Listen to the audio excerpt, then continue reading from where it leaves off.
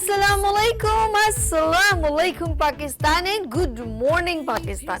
कैसे हैं आप लोग? और हमेशा की तरह देती हूँ दुआ, खुश रहें, आबाद रहें, अपनों के साथ रहें, एक दूसरे का ख्याल रखें और ख़ास तौर पे अपने वालिदैन का जो अल्लाह पाक का बहुत ही कीमती तोहफा। इस दुआ के साथ मैं अपने morning show good morning with सभी का आगाज करती हूँ। यस, और हमेशा एक और दुआ आपको देती हूँ कि अल्लाह पाक हमेशा आपको बांटने वाला, देने वाला बनाए, मांगने वाला ना बनाए।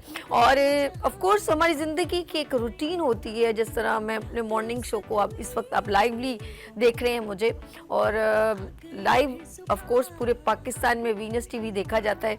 आपका फीडबैक मुझे गाह बगाह मिलता रहता है, तो मुझे एक एनर्जी मिलती है कि मुझे अब क्या करना है। लेकिन अभी आप डिफरेंट पाकिस्तान में, बल्कि पूरी दुनिया में डिफरेंट डेज को सेलिब्रेट किया जाता है, और बहुत अपकमिंग हमारे पास एक सेलिब्रेशन आएगी जो अब नए साल का, और ज़िंदगी में एक साल गिरता चला जाता है और हम आने वाले साल को वेलकम करते हैं। लेकिन बहुत सारे इस मजहबी और वैसे रूटीन के मुताबिक जो हमारे त्यौहार होते हैं हम इसे सेलिब्रेट करते हैं।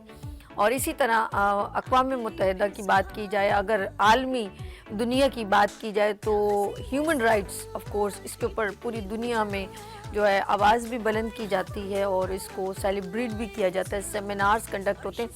आया कि हम लोग ये जो ह्यूमन राइट्स डे को सेलिब्रेट करते हैं या हम इंसानी हुकूक की बात करते हैं, तो क्या आपकी नज़र में, मैं सच कह रही हूँ, अब शायद अब मैं अपनी उसमें रवानी में आ गई हूँ, क्योंकि मुझे वो एकदम मेरे जहन में एक फ़िल्म की तरह सब चीज़ें चलने लगती हैं और मुझे समझ में नहीं आती कि मैं इसके लिए क्या कहूँ, क्योंकि सब बोलना चाहते हैं, सबके दिल में एक तकलीफ़ है। और मैं बचपन से देखती चली आ रही हूँ कि अभी तक कश्मीर नहीं फतह हुआ, अभी तक कश्मीर में जंग जारी है। अब आप देख लें फ़लस्तीन में जंग उरूज पर पहुंच गई है। तो अक़वाम मुत्तहिदा में आपने देखा होगा जब बड़ी बड़े बैठे होते हैं वहाँ पर और बात कर रहे होते हैं, लेकिन इम्प्लीमेंट नज़र नहीं आता। हम एक इंतज़ार में हैं। अगर हम ह्यूमन राइट्स की बात करें और इंसानी हुकूक की बात करें, तो क्या हम इस जगह पर हैं कि इंसानी हुकूक हमें मिल रहे हैं? क्या हमारे राइट्स हमें मिल रहे हैं? एक इंसान के हुकूक क्या होते हैं? मैं चाहूँगी कि अगर आप भी मेरे साथ ज्वाइन करना चाहें तो ज़रूर मुझसे बात भी शेयर करें। तो मुझे जहाँ तक दूर दूर तक नज़र नहीं आता, लेकिन यकीन करें हम इतने खुशकिस्मत हैं कि अल्लाह पाक ने हमें एक खूबसूरत मज़हब दिया है और हमें नबी सल्लल्लाहु अलैहि वसल्लम जो पूरी दुनिया के लिए रहमतुल आलमीन बनाकर भेजे हैं, हम उसकी उम्मत में से हैं। और उन्होंने ही, और ज़िंदगी में याद रखिएगा, मैं एक लाइव में जब हज़रत आदम अलैहिस्सलाम का वजूद हुआ तो उस वक्त मज़हब का कोई भी कॉन्सेप्ट नहीं था, उस वक्त कुछ भी ऐसा नहीं था। लेकिन यकीन करें इंसानियत से बड़ा कोई भी मज़हब नहीं है। लेकिन हम खुशकिस्मत हैं कि हमारे मज़हब में, इस्लाम में ये सारे बातें आती हैं, ये सारे जो राइट्स हैं वो सब आते हैं, और ये हमने सीखे हैं अपने नबी सल्लल्लाहु अलैहि वसल्लम से, और हम उनकी उम्मत में से हैं। लेकिन यकीन करें हमें जो अल्लाह पाक दे रहा है ना, इसका सब हिसाब उसको देना है वापस। तो आप देख लें कि हम किस किस के हक मारे, क्या हमारे पास वो तमाम अल्लाह पाक ने इख्तियारात दिए और हम उस इख्तियारात का क्या इस्तेमाल करें, ये सबको जवाब देना है। मुझे, आपको, जितने क्राइटेरिया में हमारे पास अल्लाह ने बेइंतहा, कहते हैं नेमतों का हिसाब होगा, रहमतों का नहीं। तो जो अल्लाह ने नेमतें आपको बेइंतहा दी हैं और हम सबको इसका हिसाब देना है, एक एक बशर को हिसाब देना है। वो सोच भूल जाएं जो कहें कि जब हमारी हड्डियां निस्त व नाबूद हो जाएंगी तो कौन उनको उठाएगा और कौन जवाब देगा। वो जो पैदा करता है उसी को जवाब हमने देना है। ये कुरान पाक में साफ लिखा है। तो फिर फबी अय्यि आलाइ रब्बिकुमा तुकज़्ज़िबान, तुम उस रब की कौन कौन सी नेमतों को जुटलाओगे। हर बात का जवाब देना है। तो ये जितने भी हमारी ज़िंदगी में हमारे बड़े बड़े हुक्मरान हमारे सरों पर मुसल्लत हैं, हुक्मरानी करें, इनको एक एक बात का जवाब देना है। जिनके पास बेइंतहा प्रॉपर्टी है, अल्लाह पाक ने उनको बेइंतहा नवाजा है, और देने वाला भी वही है, लेने वाला भी वही है। कहते हैं ना, इज्जत देने वाला भी वही है और जिल्लत देने वाला भी वही ज़ात है। ये सारी बातें मैं इसलिए कर रही हूँ कि हर बात एक दूसरे से जुड़ी है। अगर आप समझने की कोशिश करें तो जब इनको बहुत सारे इख्तियारात, हमारे मुल्क में क्या चीज़ नहीं है।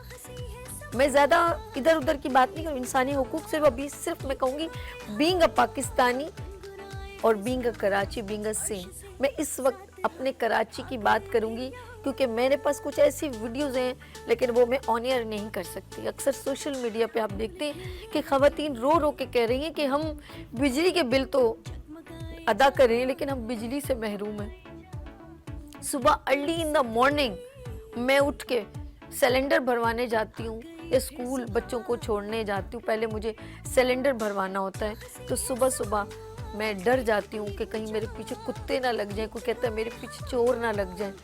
तो ये ज़िंदगी की एक अजीब सी एक हमें फेस करना पड़ रहा है और हर आम आवाम को फेस करना पड़ रहा है। तो क्या हम अब सबसे पहले कहते हैं मैं अपने घर से शुरू करूं।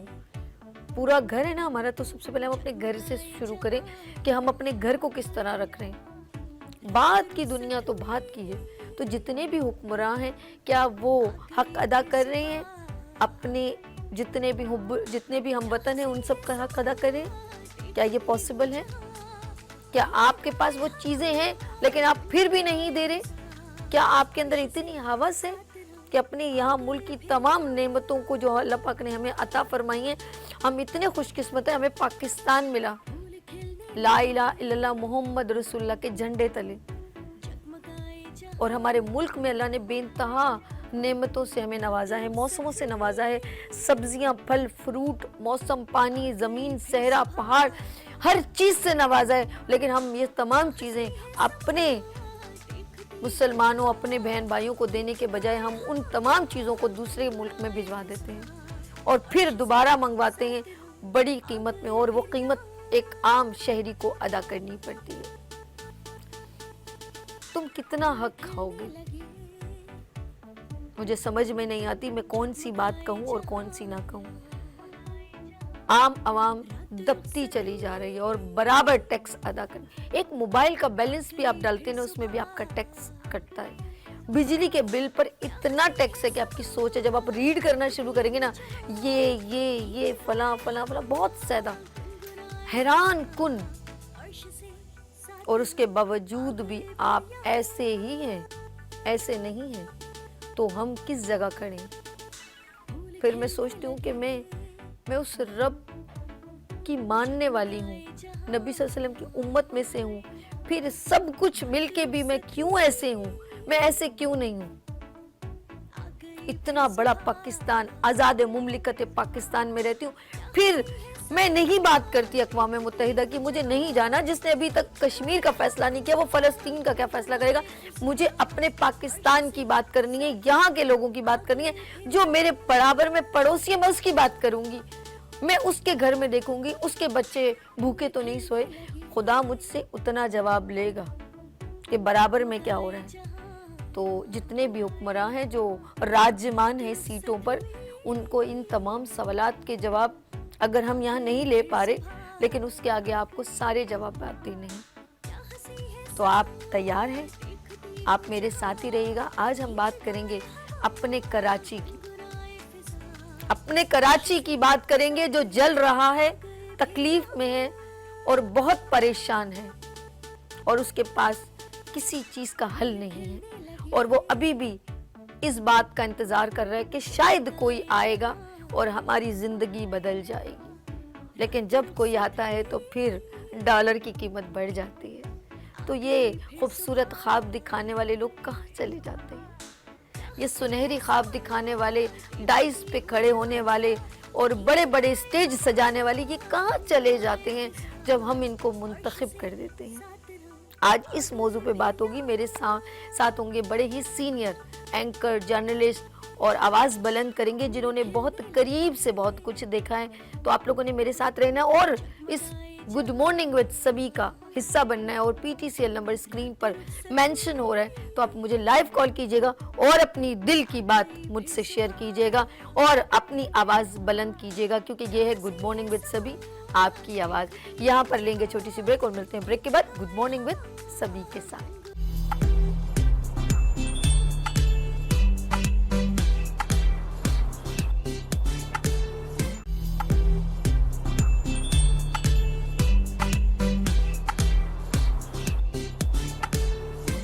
Welcome again, good morning with सभी में एक बार फिर मैं खुश आमदीद कहती हूँ। इस वक्त आप लाइव मेरी ट्रांसमिशन देख रहे हैं मॉर्निंग शो, और आप अपने यहाँ फीडबैक भी मुझे दे सकते हैं और लाइव कॉल भी कर सकते हैं। आज हम बात करेंगे क्योंकि पूरी दुनिया में आलमी दिन यानी कि ह्यूमन राइट्स के ऊपर डिस्कशन हो रही है, सेमिनार्स हो रहे हैं और कल भी काफ़ी लोगों ने एक्टिविटीज़ में की है। लेकिन हम बात करेंगे, क्योंकि मैं इस वक्त बात करूँगी अपने कराची की, क्योंकि अपना कराची हमारा इस वक्त काफ़ी तकलीफ़ में है और तमाम चीज़ें होने के बावजूद हम सेफ्टी एंड सिक्योरिटी से अभी तक दूर हैं।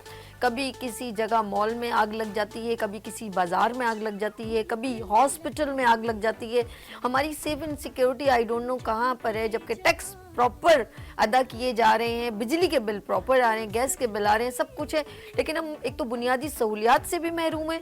कहते हैं ना इंसानी हुकूक में सब कुछ आता है कि हम क्या इनको तमाम इनके हुकूक अदा कर रहे हैं कि नहीं, और ये तमाम जवाबदेह होते हैं हमारे मुल्क के हुक्मरान।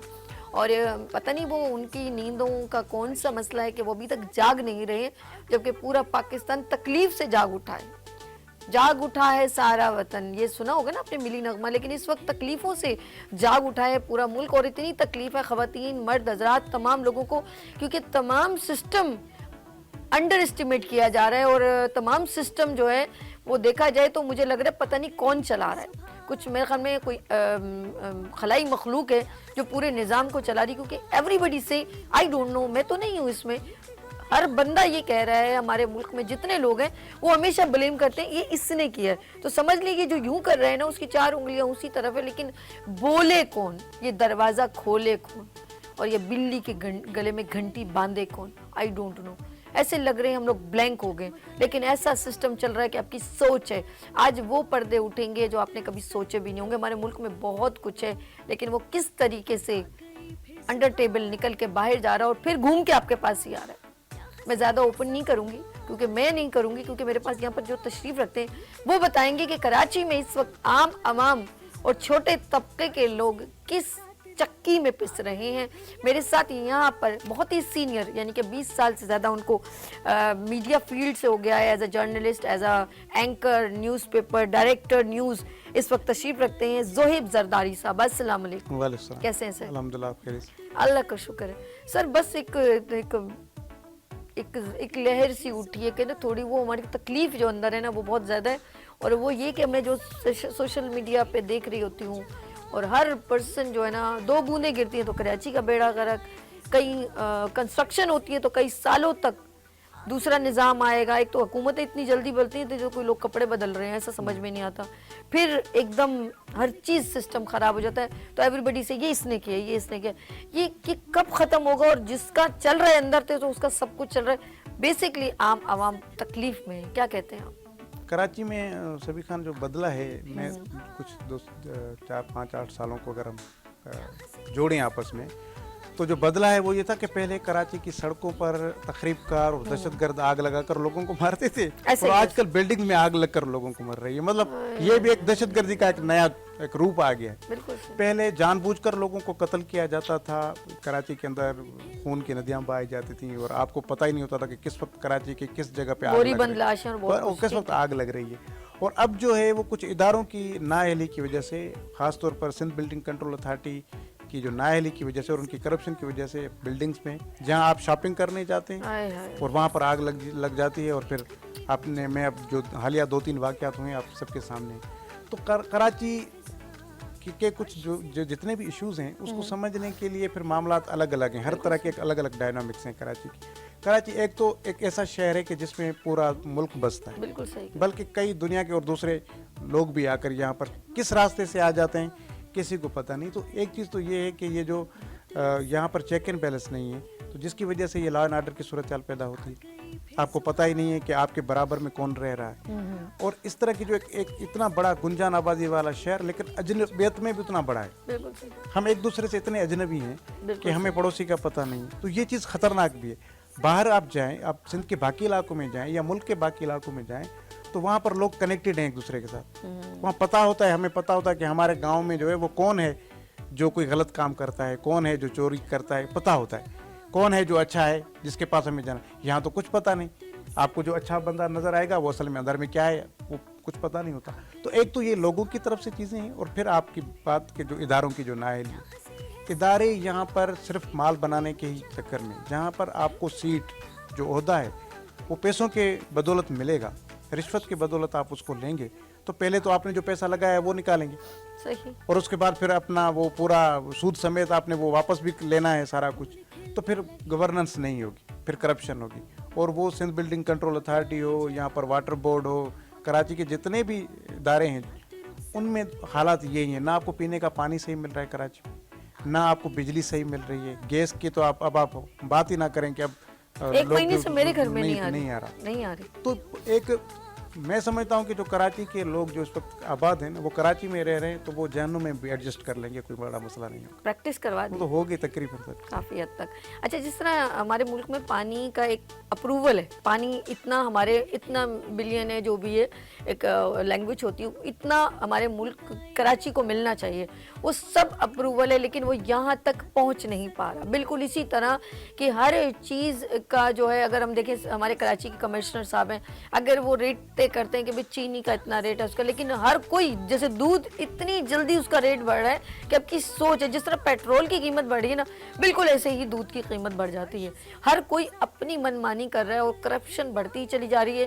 क्योंकि अगर आप कहीं पर भी ये माफिया कुछ भी कर लो, आप इस माफिया को नहीं, मुझे नहीं लगता इस माफिया के ऊपर आपका कोई भी जो है इख्तियार हो, क्योंकि बिहाइंड इज बड़े बड़े हाथ।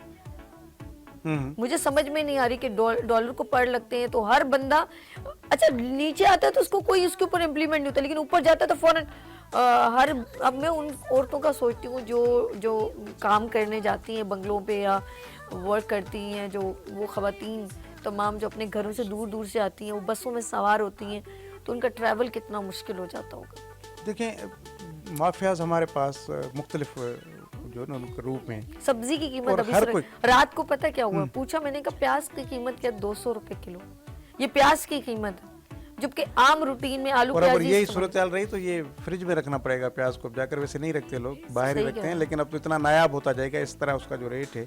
और अच्छा, अब ये भी दो मामला हैं। एक तो ये कि जो प्रोड्यूस करता है हमारा जो किसान है, उसको उस रेट पर नहीं खरीदते ये लोग, जो माफियाज हैं, जो व्यापारी हैं, वो शायद वो से कोई 20 रुपए किलो भी ये लेते होंगे, वहाँ से ये पूरे ट्रक भर के आते हैं। और वो जो किसान जो दिन रात उस पर मेहनत करता है, उस पर खर्चा करता है, अपनी एनर्जी लगाता है, वो पूरा घर उस पर काम कर रहा होता है, वो अकेला नहीं, उसकी बीवी, उसके बच्चे उस फसल की देखभाल कर रहे थे। प्याज का कोई भी फसल हो, लेकिन वो बेचारा, उसको जितना भी मुआवजा मिलता है या मार्केट में वो लेकर जाता है, जिस रेट में वो बिकता है, उससे वो उसका गुजारा ही हो रहा है। लेकिन वो जो ताजर है, जो उससे खरीद रहा है, फिर जाकर उसको स्टॉक कर रहा है, कीमतें बढ़वा रहा है, वो अरबों रुपए कमा रहा है उससे। तो ये जो बीच में जो है ना सिस्टम, जो ताजर वाला, अगर ये ख़त्म कर दिया जाए, किसान और मार्केट के बीच में कोई ना हो, तो शायद ये जो प्याज है ये 50 रुपए आपको किलो मिले, और 50 रुपए में वो जो किसान है वो भी खुशहाल हो जाए, क्योंकि उसको तो 20 रुपए मिल रहे हैं और उसमें वो खर्चा निकालता है तो शायद उसको 3 रुपए बचते हैं 1 किलो पर। तो ये सिस्टम का इशू है, ये एक फर्द का मामला नहीं है, ये पूरा सिस्टम ऐसा है, क्योंकि नीचे से चपरासी से लेकर प्राइम मिनिस्टर तक सब करप्ट हैं हम। बिल्कुल सही। हमारे पास, मैं ईमानदार तब हूँ जब मुझे कोई बेईमानी का मौका नहीं मिल रहा, फिर उसके बाद मुझे ईमानदारी आती है। मुझे कानून तब याद आता है जब मेरा कोई गैर कानूनी काम नहीं हो रहा होता। ये सब हर एक इंसान की नफ्सियात होगी, ये किसी एक का मसला नहीं है। और इससे पता क्या है, हमारी आने वाली नस्लें जो है ना, वो बहुत तबाही के दाने पे खड़ी होंगी। और मैंने अभी सोशल मीडिया पे ही देखा कि एक वालिद साहब, जाहिर सी बात है ऐसे बहुत सारे होंगे वालिदैन, उनके वालिद साहब के 5 बच्चे, और ये गिलगित बल्तिस्तान की बात करेंगे तो वो चिप्स और इसकी छोटी सी एक रेडियो लगाई हुई, उस पर उसका बच्चा है, और वो बच्चा 12 साल का है। इंग्लिश इतनी बेहतरीन बोल रहा था, वो इतनी बेहतरीन, उसको शौक था आगे बढ़ने का। तो फिर वो ज़्यादातर लैंग्वेज ट्रांसलेट हो रही थी कि भाई उसने फिर पूछा कि आपका बच्चा माशाल्लाह ये अभी तो सिर्फ 12 साल का है और इतना अच्छा हाफिज कुरान भी है। तो फिर उस बच्चे से बात की तो वो इंग्लिश में सारे आंसर दे रहा है और कह रहा है कि भाई मुझे बड़ा शौक है और मैं ऐसे बढ़ना चाहता हूँ, आगे पढ़ना चाहता हूँ। तो उसके वालिद साहब से पूछा, उसने कहा मैं अपनी पूरी कोशिश कर रहा हूँ। मैं सोच रहा हूँ वो चिप्स लगाता है, वो अपनी बच्चे की कैसे, बच्चे ने फिर भी स्कॉलरशिप वगैरह ली है। तो टैलेंट हमारे मुल्क में बहुत है। आने वाली नस्लें ना हमें बहुत थू थू करेंगी, सच बता रही हूँ। देखिए, आप जब एजुकेशन की बात करें तो आप कराची को तो देख रहे हैं। बिल्कुल, कराची में चलें कि प्राइवेट या गवर्नमेंट स्कूल, उसकी जो कॉलेजेस, ये सारे उनका हाल आपके सामने। वहाँ फिर भी कुछ ना कुछ फैसिलिटीज़ हैं। आप कराची से बाहर तो निकलें, आप देखें वहाँ पर बिल्डिंग्स नहीं हैं। आप देखें वहाँ पर अगर बिल्डिंग है तो वहाँ पर पंखे नहीं है, वहाँ पर बिजली नहीं है, गर्मी में दरख्तों के नीचे बच्चे पढ़ते हैं और उनके पास कोई अच्छा एटमॉस्फेयर नहीं है। घर में जाते हैं तो बिजली नहीं है, रात को वो पढ़ नहीं सकते, लेकिन उसके बावजूद भी वहाँ से वो टैलेंट आ रहा है। आप देखें हर साल CSS से बहुत सारे ऐसे गरीब, पता है कि वो पकोड़े बेचने वाले का बेटा जो है वो CSS ऑफिसर ये करके आ रहे हैं। लेकिन फिर अलमिया क्या है कि जब वो पूरा ये सारा करके और एक एक चीज़ को अपनी प्रैक्टिकली लाइफ में वो बच्चा देखकर जब ऑफिसर बनता है ना, तो फिर वो उन्हीं लोगों के साथ, अफसरों के साथ मिल जाता है और उसको मिलना पड़ता है। मैं गवाह हूँ इस चीज़ का कि मैंने बहुत सारे अपने इस कैरियर में, हमने बहुत सारे ऐसे लोगों के इंटरव्यूज़ किए, उनकी खबरें चलाई कि फलां गरीब का बेटा या बेटी जो है ये ASP बन गई, ये असिस्टेंट कमिश्नर बन के चलाते हैं ना। बिल्कुल ऐसी। लेकिन आप एक साल के बाद आज तक फिर उसके बाद कोई उसकी परफॉर्मेंस आपके सामने आती है? पूरी आ गई ना, वो नहीं, वो कोई परफॉर्मेंस नहीं करता। वो ऊपर आकर अपने उस अफसर सर, वो अकेला क्या करेगा जब आवे का वही बिगड़ा। हमारे साथ कॉलर है, बात करेंगे। या हेलो, अस्सलाम वालेकुम। वालेकुम सलाम। सभी कैसी हैं आप? मैं बिल्कुल ठीक। या जी, प्रोग्राम देख रहे हैं आप?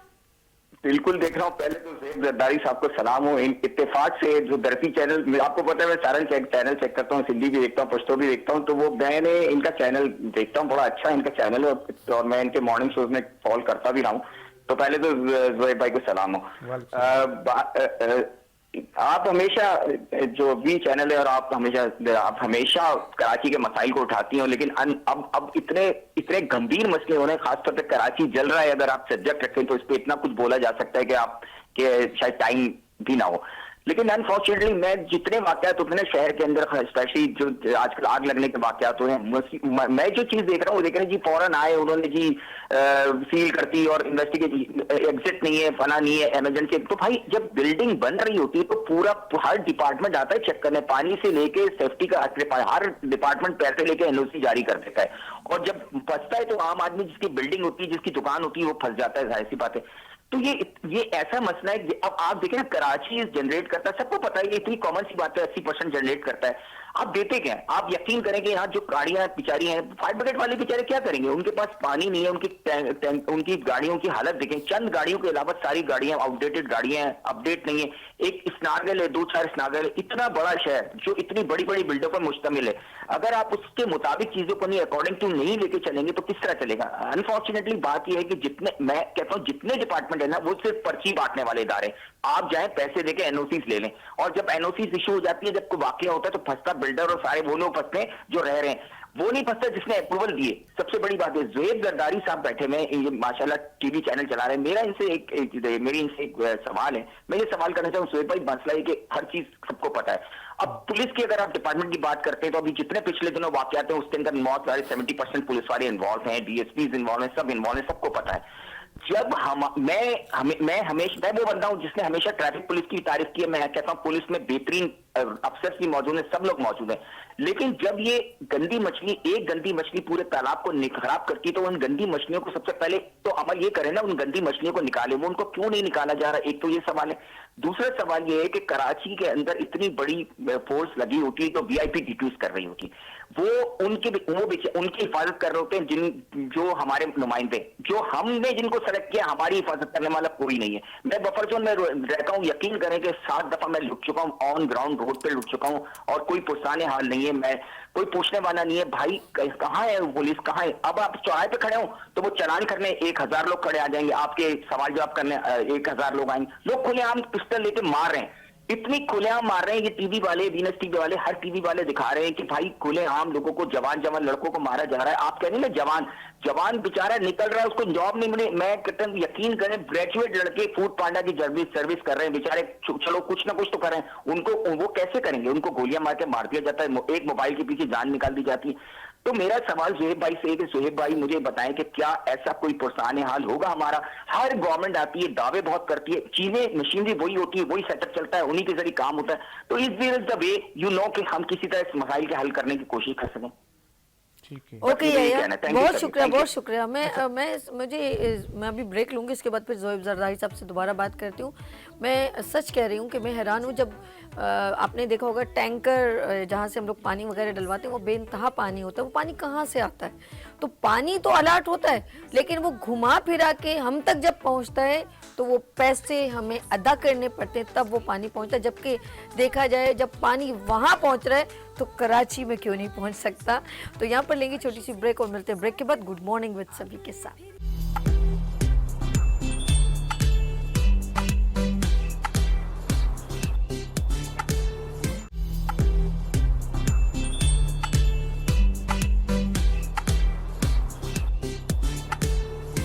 Welcome again, good morning with सभी में एक बार फिर मैं खुश आमदेद कहती हूँ। इस वक्त आप लाइव वीनस टीवी देख रहे हैं और आज हम बात कर रहे हैं कराची की, और कराची के साथ क्या हो रहा है, जुल्म और सितम हो रहा है, उसके हुकूक, जो इंसानी हुकूक को जो आप सब लोग सेलिब्रेट कर रहे हैं। लेकिन हम इस वक्त बात करें कराची की कि इस वक्त कराची में इंसानी हुकूक कितने अदा हो रहे हैं, हमारे हुक्मरां कितने हद तक जो वादे करते हैं वो पूरे करें, या और हम लोग नीचे दबते चले जा रहे हैं। और ये वो चीज़ें हैं जो हमारी ह्यूमन कैरियर, एक हमारा पर्सनल राइट्स जो है, बिजली, पानी, गैस, सेवरेज, ये तमाम चीज़ें अभी तक बुनियादी चीज़ों से कराची महरूम है। कि मैं नहीं कह रही, ये आप लोग कह रहे हैं, मैं भी आपके साथ ही हूँ और मैं आपकी आवाज़ बन के यहाँ पर अपने मॉर्निंग शो में इसको डिस्कस कर रही हूँ। और इसकी डिस्कशन में मेरे साथ बहुत ही सीनियर एंकर पर्सन भी तो मौजूद है, उनको भी मैं एक बार फिर वेलकम करती हूँ। और हमारे साथ डायरेक्टर न्यूज़ धरती टीवी से हमारे एंकर पर्सन मौजूद हैं ज़ोएब ज़रदारी साहब, एक बार फिर खुश आमदीद। और मेरे साथ एक और यंगस्ट से हैं, लेकिन उनके अंदर जोश बलबला है और ख़ूबसूरत अंदाज में अपनी, मैं कहूँगी हमारी जो ज़िंदगी की अक्कासी जो हिडन है, जो हमारी नज़र में नहीं आ रहा, उसको बहुत ही खूबसूरत अंदाज में हम तक पहुँचाते हैं, ताकि हमें पता चले, हमें अवेयरनेस हो कि कराची में हो क्या रहा है। और ये सरे आईना का प्रोग्राम करते हैं माशाल्लाह अमजद चौधरी साहब, स्नो टीवी से। अस्सलाम वालेकुम, कैसे हैं आप? अल्लाह का शुक्र, आप ठीक है? अल्लाह का शुक्र है। यंगस्ट से हो और माशाल्लाह इतने खूबसूरत अंदाज में जो है वो कराची को अपने दिल से महसूस करके आम आवाम की तकलीफ़ों को उजागर कर रहे हो। तो मुझे ज़रा बताएं कि क्या क्या आप अपनी ज़िंदगी में कराची के साथ जो हो रहा है, आम आवाम के साथ हो रहा है, वो आप अपने अल्फाजों में बयान करें। पहले तो बहुत शुक्रिया आपका, आज इतना हॉट टॉपिक आपने रखा है। कराची के साथ मैं कहूँगा खिलवाड़ हो रहा है, और मैं यकीन करें जब ग्राउंड रियलिटीज़ पे मैं काम करता हूँ, पिछले कई सालों से मैं कर रहा हूँ, कितनी आगे लग गई कराची में। मैं ना सिर्फ अर्शी मॉल की बात कर रहा हूँ, ना सिर्फ आरजी मॉल की बात कर रहा हूँ, माजी में बेतहाशा मॉल्स में, सदर की बात कर लें आप, वहाँ पे देखें कितने लोग आगे पीछे हो बिल्कुल रहे ऐसे ही हैं। है। मुझे ये बताया सिविल डिफेंस के इदारे कहाँ पर है, जो हमारे हेल्थ सेफ्टी के जो इदारा है वो हमारा इदारा कहाँ पर है, सब सेम है। मुर्तज़ा वहाब साहब जो बात करते हैं कि कराची की हमेशा बात करते हैं, ये जो इतने लोगों के जो खानदान तबाह बर्बाद हो गए, देखिए एक दुकान जलने का मकसद ये पूरा एक खानदान तबाह हो गया। साहब अब मुझे ये बताया, क्या कोई है पूछने वाला? सबको अपनी कुर्सियों की पड़ी हुई है, कोई पुरसारे हाल नहीं है, लोग बेयारो मददगार बड़ी मुश्किल से एस्टेब्लिश होते हैं, उसके बावजूद लोग आज वहां पर देखें एहतियाज कर रहे हैं, कोई पूछने वाला नहीं है। तो ये जो ऐवानों में जो बैठे हुए हैं, क्या ये लोग सो रहे हैं क्या? मेरा तो सवाल ये है उन लोगों से। आप यकीन करें कि वहाँ पे देखिए ना कितने जवान बच्चे भी तो वहाँ पे जहाँ भाग होके खाले हकीकी से जा मिले। आपके सामने आरजे मॉल की मैं बात कर रहा हूँ, उनको क्या अपने प्यारे मिलेंगे? माँ बाप को नहीं मिलेंगे, कौन देगा? कोई नहीं। इंसाफ तो दूर की बात है, वो तो अब छोड़ दें कि दुकानें कब स्टैब्लिश होंगी, कब उनको दोबारा रोजगार मिलेगा। लेकिन ये जो भी आने वाले वक्तों में जो होने जा रहा है कराची के साथ, बहुत पुरसाने हाल है। आप तो आग की बात करेंगे, यहाँ पे और भी कितने दीगर इश्यूज हैं। आपने भी पानी बिजली की बात की, वो तो एक तो वो नेसेसिटीज है हमारी, लेकिन जो लोग खुद बेचारे कारोबार स्टैब्लिश करते हैं, उनको कोई हुक्मरान तो आगे स्टैब्लिश नहीं करके देता। बिल्कुल सही कह रहे हैं। अभी इलेक्शंस आपके सर पे देखें, आपके सामने ही है, अब देखिएगा किस तरह अपनी दुकानें चमकाएंगे। फिर एक बार फिर मेला सजेगा, फिर मेला सजेगा, फिर वो घर घर वोट लेने जाएंगे और फिर वादे करेंगे, बहुत सारे प्रोमिसेस होंगे कि हम ये करेंगे वो करेंगे, जब हमें सीट मिलेगी तो ये करेंगे। ऐसा उन प्रोमिसेस का क्या फायदा, मुझे ये बताएं ना आप। कोई फायदा नहीं है, वादा ही क्या जो वफा हो जाए। ऐसे ही है। मैं तो ग्राउंड रियलिटीज भी देखता हूँ ना जाके, कितने लोगों के आंसू पहुंच चुका हूँ यार। लोग यकीन करें, आपकी सोच है, बहुत से लोग तो कैमरे के सामने नहीं आते। कराची मैं कहता हूँ खत्म हो चुका है, डूब चुका है कराची। जो मामला चल रहा है माजी में आपके सामने, कितना अच्छा था कराची हमारा, नजर लगी इसको।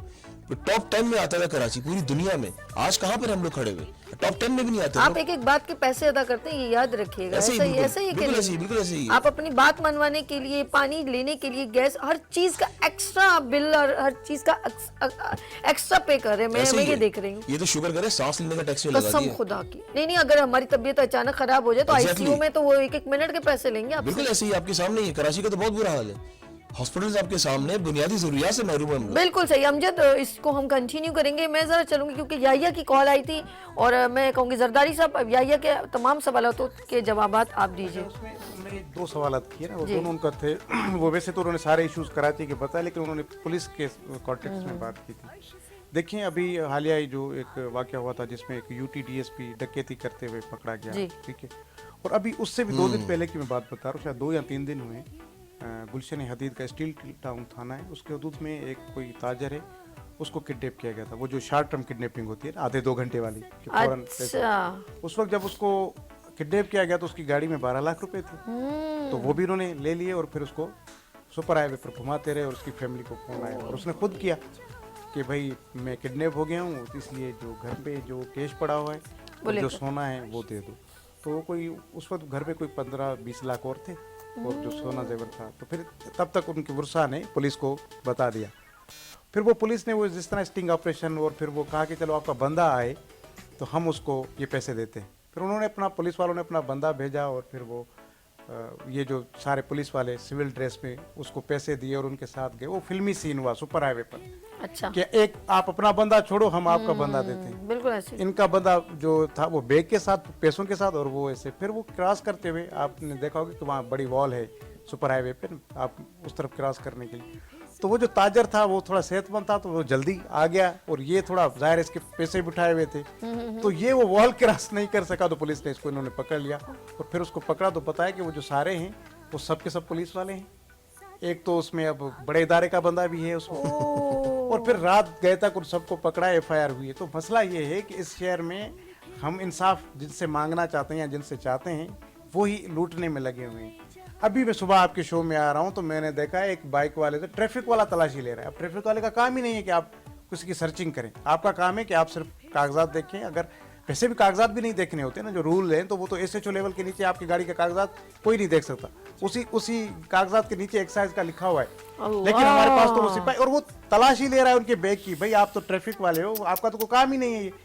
चाहे वो, अगर हाँ उसने हेलमेट नहीं पहना आप चालान लगाओ, उसने अगर कोई सिग्नल तोड़ा है आप चालान काटो ना। तलाशी आपने कभी किसी मुल्क में लेते हुए देखा ट्रैफिक? तो इस तरह का सिस्टम है कि एक तो ये मैं उनको ये बता दूं कि पुलिस, आप नीचे वालों को तो हमेशा हमने कार्रवाई करते हुए देखा, लेकिन मामला ये है कि जो आईजी लगता है, जो डीआईजी लगता है, जो एसएसपी लगता है, वो पैसे देकर लगता है और उसका पूरा सिस्टम फिक्स है। कभी आपने उसके खिलाफ कार्रवाई देखिए, किसी सिपाही को डाल देंगे, क्वार्टर गार्ड कर देंगे, उसको मुअत्तल कर देंगे, ज्यादा से ज्यादा एसएचओ को मुअत्तल करते हैं, 4 दिन के बाद वो दूसरे थाने पे लग जाता है पैसे देकर। बिल्कुल ऐसे ही है। तो इस तरह सूरत हाल में ये कि उसको ये सीट भी इतने आराम से हाँ, थोड़ी मिली, तो उसने भी पुलिस- और हैंडसम दूसरा अमाउंट उन्होंने दिया। सवाल किया कि पुलिस जो है वो प्रोटोकॉल में है लोगों की उसकी सिक्योरिटी में। तो भाई मसला ये है कि हमारे यहाँ पुलिस जो है वो आप लोगों को डटा देने के लिए और जिनके पास डंडा है उनको सलाम करने के लिए यहाँ पर इस मुल्क में। आपके टैक्स पर पुलिस की तनख्वाह होती है, लेकिन पुलिस का काम है कि आप शरीफ लोगों को अंदर करना। बाकी आप पुलिस को पता होता है कि 1.5 घंटे के बाद कहाँ डकैती होगी। आप पुलिस को पता है यहाँ कार्रवाई हुई सब। अभी साइड सुपर हाईवे थाने पर सिग्नेचर पकड़े गए थे। उन्होंने कहा कि हमें तो एसएचओ ने इजाजत दे रखी है कि इस रोड से लेकर यहाँ रोड तक बीच में आपने करनी है, कहीं और नहीं जाना, तो हम तो उसको पैसे देते हैं। तो पुलिस का तो ये हाल है, हिस्सेदारी है ना, हिस्सेदारी। और फिर आप देखें कि अभी कराची देखिए एक ऐसा शहर है जहाँ एक थाना और उसके बाद फौरन दूसरा थाना है और 5, 6, 7 तो यहाँ सर जी जरदारी साहब आप समझ नहीं रहे हैं। सुने, आप जो आप बता रहे हैं ना, सुने, सब चीजें हैं। जरदारी साहब ने जो बात कही है ना, ये मैं इनकी बात को जरा आगे कंटिन्यू करूंगी। जोएब साहब, जिस तरह जोएब जरदारी साहब जो बात बता रहे हैं ना, एक एसएचओ हो या एक बड़ी पोस्ट पे जो भी पर्सन हो, वो एक हैंडसम अमाउंट देकर यहाँ पर लगा है और वो हैंडसम अमाउंट हमारी गवर्नमेंट के जो खास डोमेन के बड़े बड़े लोग हैं, क्योंकि हम किसी एक का नाम नहीं, क्योंकि हर प्रोफेशन में, हर इदारे में एक बैठा हुआ है जो जिसको लेना है उसने भी आगे देना है, तो वो बंदा अपने पैसे पूरे करेगा ना। एक बड़ी सीट उसने ली है, चाहे वो कोई सी भी डेजिग्नेशन है, चाहे वो SHO है, DIG है, जो भी वटेवर है, उसने जब एक हैंडसम अमाउंट दिया, वो रिकवर कहाँ से करेगा? ऑफ कोर्स उस जिसने बड़ा अमाउंट ले लिया उसका काम खत्म हो गया, भाई मैंने तुम्हें अलॉट कर दी है सीट, अब आप आराम से यहाँ पर बैंक में है या फलानी जगह है, आपने एक हैंडसम अमाउंट दिया, एक हैंडसम अमाउंट, अब वो देगा जो इतना हैंडसम अमाउंट, वो रिकवर आम आवाम का खून एक एक कतरा नोच के लेगा, कहेगा दो इधर, और तो उसके ऊपर एक और आता है, अगर उसको कोई बोलेगी क्यों कर रहे हो भाई, वो तेजी से रिकवर करता है, क्योंकि उसको बिल्कुल। कुछ पता नहीं कि शायद अगले 2 महीने के बाद मुझे हटा दिया जाए, इसलिए वो स्पीडी रिकवरिंग करता है कि जितना जल्दी हो सके मैंने इस जो जगह- 40 लाख रुपए लिए हैं उसकी जगह पर मुझे यहाँ 1.5 करोड़ कमाना है और 2 महीनों में कमाना है, इसलिए वो तमाम जराइम पेशा लोगों को खुली छूट दे देता है। और फिर कराची के अंदर यहाँ पर तो पत्थर भी बिकता है, आपका एक पत्थर भी बिकता है बिल्कुल यहाँ सही पर, कह रहे हैं, बिल्कुल ऐसे तो ही यहाँ पर तो आप सोचें कि इतना, आपको बताऊं सिर्फ ये रेती बजरी की स्मगलिंग में हर रोजाना 5 करोड़ से ज्यादा की करप्शन हो रही है, सिर्फ एक इस एक एटम में। सर छोड़े, मैं एंकर पर्सन छोड़े, मुझे आप उधर ही करवा दें, जॉब दिलवाएं मुझे, छोड़े कहाँ पे? हमारे वहाँ साथ जॉब मौजूद थोड़ी है। होगी, वहाँ जॉब थोड़ी होगी, वहाँ तो छोड़े माफिया- सर, हम ये काम नहीं करते हैं सर, छोड़े। हमारे साथ सीनियर तजिया निगार सरवर साहब मौजूद है कॉल पे। हेलो, अस्सलाम वालेकुम सरवर सिद्दीक साहब, अस्सलाम वालेकुम। वालेकुम अस्सलाम जी, सभी आज कैसे आप लोग? ठीक हैं सर बिल्कुल ठीक हूँ, और कौन सी बात करूं और कौन सी ना करूं, कराची रो रहा है, कराची जल रहा है, कराची डूब गया है। अब बताएं कि कराची की ये करप्शन को ब्लेम करें, हमारे मिनिस्टर्स को, हुक्मरानों को, या इदारों को, या किसी क्वेश्चन मार्क एलियन को हम जो है पॉइंटेड करें? आप कुछ बताना चाहेंगे? जी, सभी आपने बहुत अच्छा पॉइंट आज हाईलाइट किया है, लेकिन मेन चीज यह है कि कराची का मालिक वारिस है कौन? कराची तो बिल्कुल लावारिस है, कराची को सब लोग लूटने के लिए माशाल्लाह हर वक्त हमदम तैयार रहते हैं। कराची एक वो इदारा, वो स्टेट है पाकिस्तान की, पाकिस्तान के अंदर जो पाकिस्तान को फेडरल का 55% टैक्स रेवेन्यू इकट्ठा करके देता है। पाकिस्तान की फॉरेन ट्रेड को 95% कराची के पोर्ट्स डील करते हैं, लेकिन कराची का कोई नहीं है। कराची की बात की जाए, इंडस्ट्रियल एरिया 53,000 एकड़ से जायद की जमीन इंडस्ट्रियल एरिया की है, जहां से ये कमा के पूरे पाकिस्तान की रीढ़ की हड्डी मईशत कराची, लेकिन कराची का कोई पुरसाने हाल नहीं। इन इंडस्ट्रियल एरियाज की बात करें, ना कोई इंफ्रास्ट्रक्चर है, ना कोई गलियां पक्की हैं, ना कहीं पे आपको खड्डे, गाड़ियों के बुरे हाल। और आप स्ट्रक्चर को देख लें, मेरे भाई अमजद चौधरी साहब बैठे हुए हैं, जरदारी साहब बैठे हुए हैं, ये देखते हैं कराची के हालात को, किस तरह से कराची चलाएगा कौन? अब जो है ना वो सारी पार्टियों ने साइन कर दिए हैं सेंसस के ऊपर के 2 करोड़ 3 लाख की आबादी जो है ना वो कराची की है। कराची के ऊपर जब NFC अवार्ड में भी 18वीं तरमीम में भी जब सूबों को इख्तियार दिए गए, कराची को मिला क्या आज दिन तक? जब तक आप देखें, आप एक छोटी सी गाड़ी इंश्योर कराते हैं, इंश्योरेंस उसकी जो होती है 10 बंदे आते हैं इंस्पेक्शन के लिए, यहाँ पर 10 बिल्डिंगें जल जाती हैं, कहीं पर जो है ना वो HSC या दूसरे इदारे कहीं पे एक्टिव नजर ही नहीं आते, किसी को पता ही नहीं है कि कराची हमारे पाकिस्तान का हिस्सा है। तो जब तक कराची को पुरसाने हाल कोई नहीं होगा, कोई पूछेगा नहीं, तो पाकिस्तान कैसे तरक्की कर सकता है? कहते हैं ये हमारे मुल्क में, आप देखें पाकिस्तान के अंदर, कराची के अंदर चैरिटी करने वाले पूरी दुनिया में सबसे ज्यादा कराची में है, लेकिन कराची में सबसे ज्यादा करप्शन भी कराची में। आप जो है ना वो ईमानदारी के भी यहाँ पर आपको चर्चे मिलेंगे और बेईमान लोग भी, जिस तरह से भी जरदारी साहब बड़े तफसील से बता रहे थे कि माशाल्लाह से यहाँ के थानेदार जो है ना वो थाने बिकते हैं, थाने में जो है ना वो आके अपनी रिकवरी करते हैं। तो वो क्या करेंगे जब डेपुटेशन पे आए हुए कराची लोकल पुलिस का कोई बंदा ही नहीं होगा? तो जो यहाँ पर आता है वो तो यही समझ के आता है कि भाई मुझे कमाना है, 4 दिन की जिंदगी है, कमा लो जो कमाना है।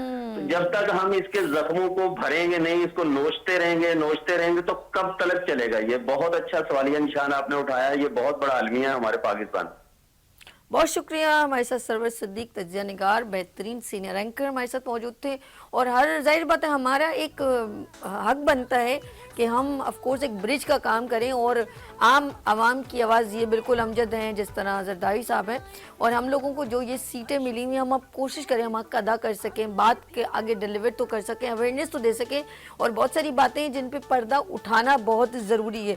हमें पता है उलझाया हुआ है, किस चीज़ों में उलझाया हुआ है, एक डॉलर में उलझाया हुआ है, वो डॉलर की कीमत बढ़ गई, पेट्रोल की कीमत, जितनी भी बेचारी जिनके बाइक्स होते हैं, जिन्होंने जॉब पे जाना होता है, यकीन करें वो ज़िंदगी की हर सुबह के इंतज़ार में कि डॉलर की कीमत बढ़ गई, आज पेट्रोल की कीमत, हमें इस चीज़ में उलझाया हुआ है।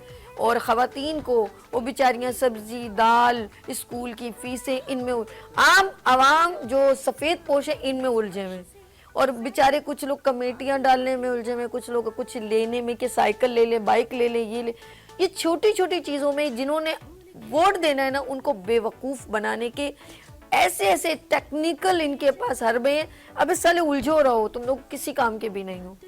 सच में कह रही हूँ, आप लोगों को इतना उलझाया, आम आवाम को बेवकूफ बनाया हुआ है। और हमारे साथ कॉलर है इस्लामाबाद से। कौन? हेलो, अस्सलाम वालेकुम।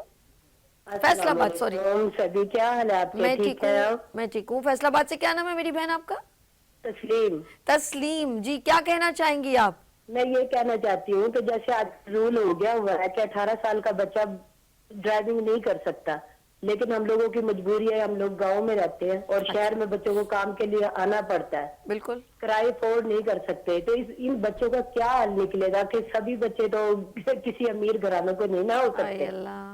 जो जिन लोगों ने यही कार्रवाइयां करनी है रोड के ऊपर के मारा पीटी और बहुत बुरे हाल, जैसा कि आम न्यूज में आजकल चल रहा है, तो इन बच्चों को शिनाख्ती कार्ड जैसे पहले बने, या क्या ये बच्चे क्या कर सकते हैं? और आपसे एक बात हो रहा है, इतने दिन आप कहाँ गायब थी? मेरा तो दिल ही आपके बगैर नहीं लगता। मैं यही हूँ, आपके दिलों में हूँ, ऐसी कोई बात नहीं, मैं कहीं नहीं गई। थोड़ी हो जाती है, हमारी तबीयत भी खराब हो बहुत जाती दिन हो गए आपको देखे हुए। मैं रोज ट्राई करती थी लेकिन आप नहीं होती थी, रेगुलर आपका प्रोग्राम आया ही नहीं। यकीन करें, फक्त आपका प्रोग्राम है जहाँ मैं बात कर दिल की कर सकती हूँ और हंस सकते हैं, यानी कि सभी जिंदगी की सभी बातें होती है। बहुत शुक्रिया मैंने आपका कभी किसी प्रोग्राम में कोई कॉल नहीं की। मोहब्बतों का शुक्रिया। और मैं वाकई में रिपीट शो चल रहा था, मेरी तबीयत ज़रा सेट नहीं थी। लेट्स सी, अब मेरी प्यारी बहन, आपकी ये बात हमने सुनी और काश के अल्लाह पाक, मैं ये कहूँगी कि ज़ाहिर बात हमारे जितने एंकर हम लोग प्रेस क्लब में होते हैं या प्रेस कॉन्फ्रेंस वगैरह जो हो रही होती है, अक्सर हम लोग कोशिश करते हैं कि जब भी किसी की तकलीफ़ की कोई आवाज़, कोई झंडा लेके खड़ा होता है तो हम उसको कवरेज भी चैनल्स दे रहे होते हैं और उसकी बात भी आगे डिलीवर करते हैं। और बात करूँगी, मैं चाह रही हूँ कि थोड़ी देर में जरदारी साहब प्रोग्राम को हम कंटिन्यू करते हैं और थोड़ा सा यहाँ पर हम लोग चाहेंगे, हम लोग थोड़ा आप लोग ये जो ज़िंदगी की ये जो रूटीन ख़वातीन की जो चल रही होती खाने पकाने की, और वो आपसे कंप्लेन करती होंगी ना कि आज ज़रा पैसे ज़्यादा दे दें क्योंकि आपकी ज़रा लाइफ है, बच्चे, तो कभी ऐसा होता है कि आज मुझे आप ज़्यादा ज़्यादा सैलरी का कर दें, आप भी कुछ कमा लें, हमें भी कुछ ला के दे दें, रेट बढ़ गया है, तो आप अपनी लाइफ को कैसे टैकल करते हैं? ज़रा मैं आपकी पर्सनल उस पर आ रही हूँ। देखें, हमारे पास तो ये है कि मैं तो जितने 20 साल हो गए, अल्लाह का शुक्र है ये है कि ये पेड जर्नलिज्म अपने सैलरी पे कर रहा हूँ। वैसे ये नहीं कि फ्री फंड वाली जो होती है, लेकिन जितनी भी है उसी सैलरी पे, आज भी उसी सैलरी पे चल रहा हूँ।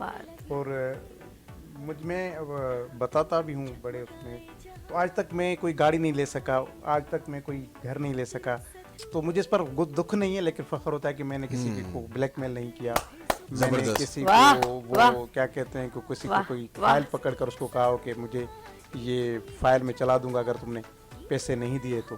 ये पूरा सिंध कम से कम सब मुझे जानते हैं, कई सालों से मुझे टीवी पे अच्छा, हम लोग वो लोग हैं, हम कहते हैं नहीं, इज्जत मिलनी चाहिए, और कुछ लोग इतने ढीठ होते हैं, कहते हैं इज्जत आनी जानी चीज है, कोई गल नहीं। अच्छा जी, हमारे साथ कॉलर है सर, इजाजत है। हेलो, अस्सलाम वालेकुम। वालेकुम सलाम मैडम, क्या हाल है? ठीक है, मैं बिल्कुल ठीक ठाक। मेरे भाई कहाँ से कॉल की और क्या नाम है आपका? मैं लाहौर से कॉल कर रहा हूँ, हाजी अब्दुल हमीद कसूरी। अच्छा जी, कसूरी साहब, कैसे हैं आप? ठीक है, अल्लाह का करम, शुक्र अल्लाह का। प्रोग्राम देख रहे हैं, क्या कहना चाहेंगे आप? मैं ये कहना चाहता हूँ, ये पुलिस वाले जो हैं, ये महकमा जो सारा ये पूरे पाकिस्तान के अंदर, एक गाँव नहीं, भी कराची में है या ये लाहौर में है, ये पूरे पाकिस्तान के अंदर जो है ना, ये सारा पुलिस का जो है ना ऑपरेशन होना चाहिए। ये लोगों को ऑपरेशन करते हैं, इन लोगों ने जो भी ये नशा बेचते हैं, जो जो काम करते हैं, ये सारे लोग तो ये तरीके आप बताते हैं, आप ये सारा काम करवा रहे हैं। जो भी ये काम करवाते हैं ये खुद करते हैं, उनको जो अगर कोई सख्ती आती है तो उनको ये साइड पे कर देते हैं। जो बड़े बड़े डीलर होते हैं, ये थोड़ा सा संभल के चलना, तरीके कार भी आप बताते हैं, काम भी ये आप कराते हैं। आम आदमी को जो जिंदगी है ही नहीं, आम आदमी जो जाके शिकायत करेगा तो उनको भी उसके में डाल देंगे, ये तो ऐसे आम आदमी को कहते हैं, ये कहते हैं वहां को कहते हैं ये मदद करें हमारी, वहां मदद कौन से कैसे करेगी? बातों पे सुनी जाती है, ये इन लोगों की जो करप्शन करते जो काम है, बातें तो उनकी सुनी जाती है। आम आदमी अगर बात करेगा तो उनको जो है ना उसके ऊपर FIR डाल के जाए ऐसा वो काम कर देंगे, ऐसे पर्चे डाल देंगे, तो वो आदमी बात ही नहीं करेगा। अगर 1-5 में कॉल करेंगे तो उनकी बात मानी जाएगी, वो आएगी इधर की इलाके की पुलिस होती है, तो वो जो कॉल करने वाला होता है उनको डांट पड़ती है कि आपने कॉल की। ये तो ऐसा है नहीं, उनकी हमायत करते हैं ये लोग जितना भी। ये ऑपरेशन तो इनका होना चाहिए, ये अंदर से अपना जितना भी आई को साहब को ये चाहिए, ये ऑपरेशन जो है ना, ये पहले पुलिस का ऑपरेशन करें, पीन के जो अच्छे लोग हैं उनको भी देखे, जो गाली बेटे बीच में सारा चल रहा है, सिस्टम चल रहा है, उनको पहले ये सफाई करें, फिर वो आम की तरफ हों। ये काम खुद नहीं करने देते। ये कोई भी जो अगर ये सही हो जाए, ये पूरा इलाका सही हो जाए, आदमी शिकायत क्या करेगा? पहली बात तो ईमानदारी आदमी, जो अच्छा आदमी है, जो काम करना चाहता है, उनको तो आगे आने नहीं देते। बुरे आदमी का जो सारी सपोर्ट है। बिल्कुल सही कह रहे हैं, होना बिल्कुल चाहिए, सही। जितनी प्रेस है, ये सबका प्रेजन पहले आप होना चाहिए। आम आदमी ये आज कोई तकरीबन 3 महीना हो गया, इन लोग ये नशे के ऊपर ये परेशान करते, नशे वाले को ये पकड़ते नहीं है। दूसरा आदमी जो शिकायत करता है उनको पकड़ के ये अंदर कर देते हैं। अगर इधर मोहल्ले में झगड़ा होगा ना, मोहल्ले के अंदर झगड़ा होगा, जी, इसके जी, ऊपर जी। तो उनको बोलेंगे ये दोनों, एक आदमी जो होगा वो साफ होगा, या दूसरा आदमी जो करप्ट होगा, दोनों को जो है ना वो बैठा के दोनों को ये ऐसे कर देंगे, यार ये आपस में ये ऐसे दोनों पार्ट के जो नशा बेचती थी, तो ये ऐसे ऐसे काम कर रहे हैं। यानी कि आपका कहने का मकसद है, बहुत शुक्रिया आपने कॉल की, बहुत शुक्रिया मेरे भाई। यानी कि आपके कहने का मकसद है कि कोई बंदा आवाज क्या बुलंद करे, उसकी सुनवाई जो है वो जो है सही तरह, जो सुनने वाला है वो राइट ही देने वाला नहीं है, वो सही तरह इक्वलनेस बराबरी नहीं देख रहा कि प्रॉब्लम क्या है, उसको पकड़ नहीं पा रहा। लेट्स सी, आप लोगों ने कहीं नहीं जाना नाज़रीन, हमारे साथ और भी गेस्ट हमारे साथ ज्वाइन करेंगे। लेते हैं यहाँ पर ब्रेक और मिलते हैं ब्रेक के बाद। गुड मॉर्निंग विद सभी।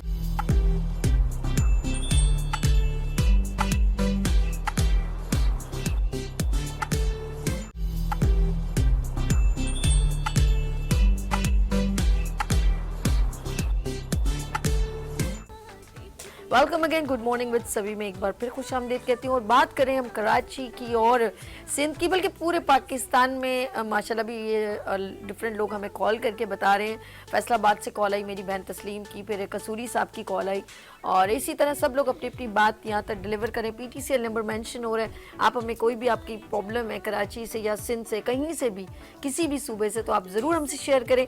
हमारे साथ एक और बहुत ही सीनियर पर्सन, तज्जिया निगार और एंकर पर्सन यहाँ पर तशरीफ रखते हैं, आ गए हैं, और खाबर हुसैन फ्रॉम डॉन TV से। अस्सलाम वालेकुम, कैसे हैं खाबर?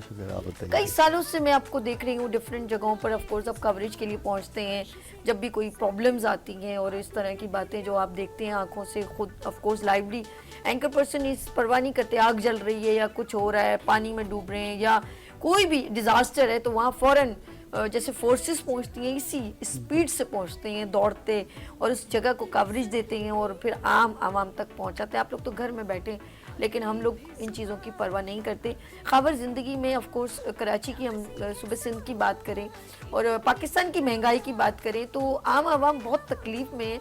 और अभी तक जो है, सबसे पहले इस वक्त मैं बात करूँगी safety and security. Safety like कि अचानक कहीं आग लग जाती है, security like crime is a snatching. तो आप क्या कहना चाहेंगे इसके बाद? पहले बात सेफ्टी के ऊपर बिल्कुल, करते हैं ना हम, कि शहर में जिस तरह से ये बेहंगम तरीके से ये शहर बढ़ा है, कोई प्लानिंग नहीं है। अभी हाल ही में जो जुमानी साहब हैं, केयर टेकर बल्दियात के मिनिस्टर, उन्होंने इतराफ़ किया कि शहर का मास्टर प्लान ही नहीं है कोई। यानी ये शहर बग़ैर किसी मास्टर प्लान के बढ़ता चला गया है, कच्ची आबादियाँ बढ़ती चली जा रही हैं, डेवलपमेंट ना होने के बराबर है। जहाँ जीत जा रहा है, लोग हाई राइज बना रहे हैं और उसके अंदर जो रूल्स हैं उनको फॉलो नहीं कर रहे। उसके लिए वो सिंध बिल्डिंग कंट्रोल अथॉरिटी का एक महकमा है जो बदनाम तरीन महकमा हो चुका है इस वक्त करप्शन के हवाले से। वहाँ पर आप रिश्वत दो और जो चाहे मर्जी खड़ा कर लो। बिल्कुल सही कहा। और इस तरह की तामीरात सिर्फ बिल्डिंग कंट्रोल के इलाके में नहीं हो रही, बल्कि कैंटोनमेंट के इलाकों में भी जो है वो इसी तरह से जो है वो बिल्डिंग्स बन रही हैं और उनमें सेफ्टी नहीं है। अभी हाल ही में जो वाक़या हुआ है वो सिंध बिल्डिंग कंट्रोल अथॉरिटी का इलाका नहीं था, वो कैंटोनमेंट का इलाका था, और वहाँ पर जो बिल्डिंग बनी थी उसमें सेफ्टी के जो इंतजाम थे वो नहीं किए गए थे, जिसकी वजह से आग भड़की और फिर इतना बड़ा जानी नुकसान हुआ। कोइंसिडेंट तीन जो है ये फायर, 3 आगे पीछे RJ मॉल में हुआ, फिर ये करीमाबाद पे हुआ, और फिर यहाँ पर सिविल हॉस्पिटल। तो ये आगे पीछे नहीं हुआ एकदम। ये एक लहर चलती है कराची में। मैं तो काफ़ी टाइम से इन चीज़ों को देख रहा हूँ ना। क्रैकर धमाके होना शुरू होते हैं तो वो बैक टू बैक 3, 4, 5, 6 इस तरह की चीज़ें होती हैं। इसी तरह से लाशें मिलना शुरू होती हैं तो वो बैक टू बैक लाशें आना शुरू होती हैं। अब ये चला है तो एक साथ में ये 3 वाक़यात हुए, लेकिन ये 3 वाक़यात नहीं है। आप पीछे देखें तो कोई 2 महीने ऐसे नहीं गुजरे होंगे जिनमें कोई बड़ी आग लगी ना हो इस शहर में। ज़्यादा से ज़्यादा 3 महीने का गैप आया होगा, लेकिन हमने नहीं सीखा। सबसे बड़ी आग जो लगी थी वो ताहिर प्लाजा में लगी थी, वकला जिंदा जला दिए गए थे। उसके बाद फिर बल्दिया टाउन फैक्ट्री का वाकया एक हुआ, उसके बाद मुसलसल हर ये सबसे बड़ा वाकया था बल्दिया टाउन जो आप बता रहे हैं ना, और उसके बाद तो फौरन ऐसा कोई एक्शन या कोई ऐसा रूल पास कर देते कि कहीं पर भी इतना बड़ा जानी नुकसान अगर दुनिया में कहीं भी होता तो वहाँ पर पूरी हुकूमत हिल जाती, पूरा निज़ाम हिल जाता, और उसके बाद वो इसके लिए इक़दामात करते कि दोबारा इस तरह का कोई हादसा या इस तरह का सानिया रूनुमा ना हो। लेकिन यहाँ पर अलमिया ये देखिए कि 300 लोग जिंदा जल गए, किसी को कोई परवाह नहीं है। उसके बाद जितनी फैक्ट्रियाँ बनी खुद कोई लोग इन्वॉल्व हो, जो करने वाले ही इम्प्लीमेंट बस यही मसला है ना कि वो मैं किसके हाथ पे अपना लहू तलाश करूं कि शहर भर ने पहने हुए हैं दस्ताने, तो वो अब किसको बंदा जो है वो जाके अपना मुद्दा सुनाए या अपना नोहा सुनाए कि मेरे साथ जो जुल्म हो रहा है वो सब के सब मिले हुए। अब जो मायूसी फैलती जा रही है ना इस माशरे में, उसकी सबसे बड़ी वजह यही है कि लोग अब मायूस हैं कि किसके पास जाए। उनको अब जो हालिया कल नहीं जुम्मे को आया है उसका, या शायद सैटरडे को आया है, ट्रांसपेरेंसी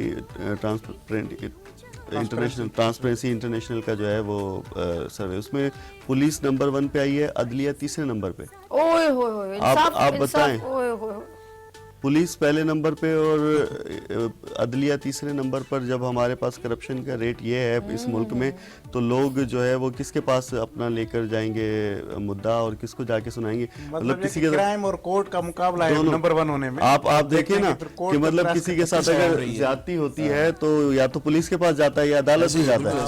तो वो जो है एक पहले नंबर पे है, दूसरा और सेहत जो है वो माशाल्लाह से चौथे नंबर पर है, तालीम हमारा जो है वो दूसरे नंबर पर है। तो ये उसका आप इस मुल्क में अंदाज़ा लगा लें कि जब मौला अली का कौल है कि जिस माशरे में इंसाफ नहीं, माशरा कुफर के साथ तो चल सकता है लेकिन जुल्म के साथ नहीं चल सकता। तो जहाँ पर इंसाफ ना हो तो वो माशरा कैसे, आप चाहे कितनी नमाजें पढ़ लें यहाँ पे, कितने भी आप रोज़े रख लें, लेकिन अगर इंसाफ नहीं होगा तो फिर यही होगा जो जुल्म हो रहा है। अब तो लोग जा भी नहीं रहे, ना पुलिस के पास जा रहे हैं ना अदालतों में जा रहे हैं। आप यकीन करें, ग्राउंड रियलिटीज पे प्रोग्राम करता हूँ ना, कहते नहीं भाई वो इंसाफ देगा, हमें नहीं जाना, आई स्वेयर ऐसा हो रहा है। अच्छा खबर, एक और चीज़ भी मैं जिस तरह बड़े अफसोस की बात है कि ये वैसे बरकत उज़मी की कॉमेडी देख रही, उसने कहा कि जो ये कह रहा है कि मैं बहुत अच्छा काम करूंगा, तो वो कुछ नहीं कह रहा, वो बकवास कर रहा है। यकीन करें, मैं मेरे अल्फाज नहीं है, आप उसकी कॉमेडी देखिएगा तो कहता अगर कोई ये वादा करे कि मैं अब मैं आगे बहुत अच्छा आपके लिए कुछ कर रहा हूँ, तो वो कुछ कह नहीं रहा, वो बकवास कर रहा है। मुझे अफसोस है कि जिन्होंने इतने साल हुकूमत की और फिर वो ये कहते हैं कि अब एक चांस और दे दो मुझे और फिर मैं अब अच्छा करके दिखाऊंगा,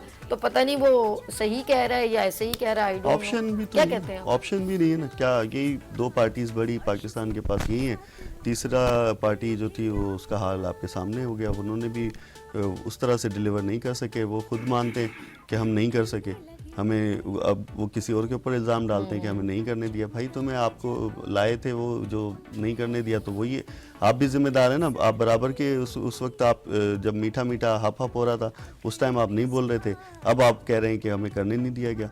तो आवे का हवाई बिगड़ा है। ये जो मायूसी की मैं बात कर रहा हूँ ना, जो लोग यहाँ से तेजी से इस मुल्क से निकल रहे हैं, वो ये वजह, वो यही वजह है। एक तो किस पे मतलब ये एक होप के तौर पे जो है वो चेयरमैन पीटीआई जो थे वो नौजवानों की होप बन के आए, लोगों ने उनको वोट भी दिया, उन्होंने समझा कि शायद ये तब्दीली लेकर आए। पहले जो 2 पार्टियाँ मुल्क में इक़्तिदार में आती रही हैं वो उस तरह से डिलीवर नहीं कर पाई, तो तीसरी जो नई पार्टी आई वो भी डिलीवर नहीं कर पाई। तो लोग अब किसके पास जाएं अपना रोना लेके? कोई इंसानी कोई एक और एलियन मखलूक आएगी। जी जी जी। ये 2000 से लेकर अब तक जितने भी जो इलेक्शंस हुए हैं वो मैंने प्रैक्टिकली जाकर ऑब्जर्व किए हैं, रिपोर्ट भी किए हैं और पूरा वो डेटा है मेरे पास। अब मैं आपको बताऊं कि हमारे पास तब्दीली ना आने की वजह क्या है, और वो ये पूरे आदाद शुमार आप जाकर देख सकते हैं। पाकिस्तान के अंदर 40% टर्न आउट होता है, ज्यादा एवरेज में क्या बहुत ज्यादा बताया आपने, 35 नहीं मतलब हाँ 48 बहुत ज्यादा लगा, कहीं पर वो ज्यादा हो जाता है, तो पूरे मुल्क में एवरेज होता है 40%। 40% में से हमारे पास जो पार्टी हुकूमत बनाती है उसको मिलते हैं 15%। अब आप सोचेंगे 15% वाला हुकूमत में चला गया और 25% वो क्यों नहीं? 25% वो डिस्ट्रीब्यूटेड वोट है।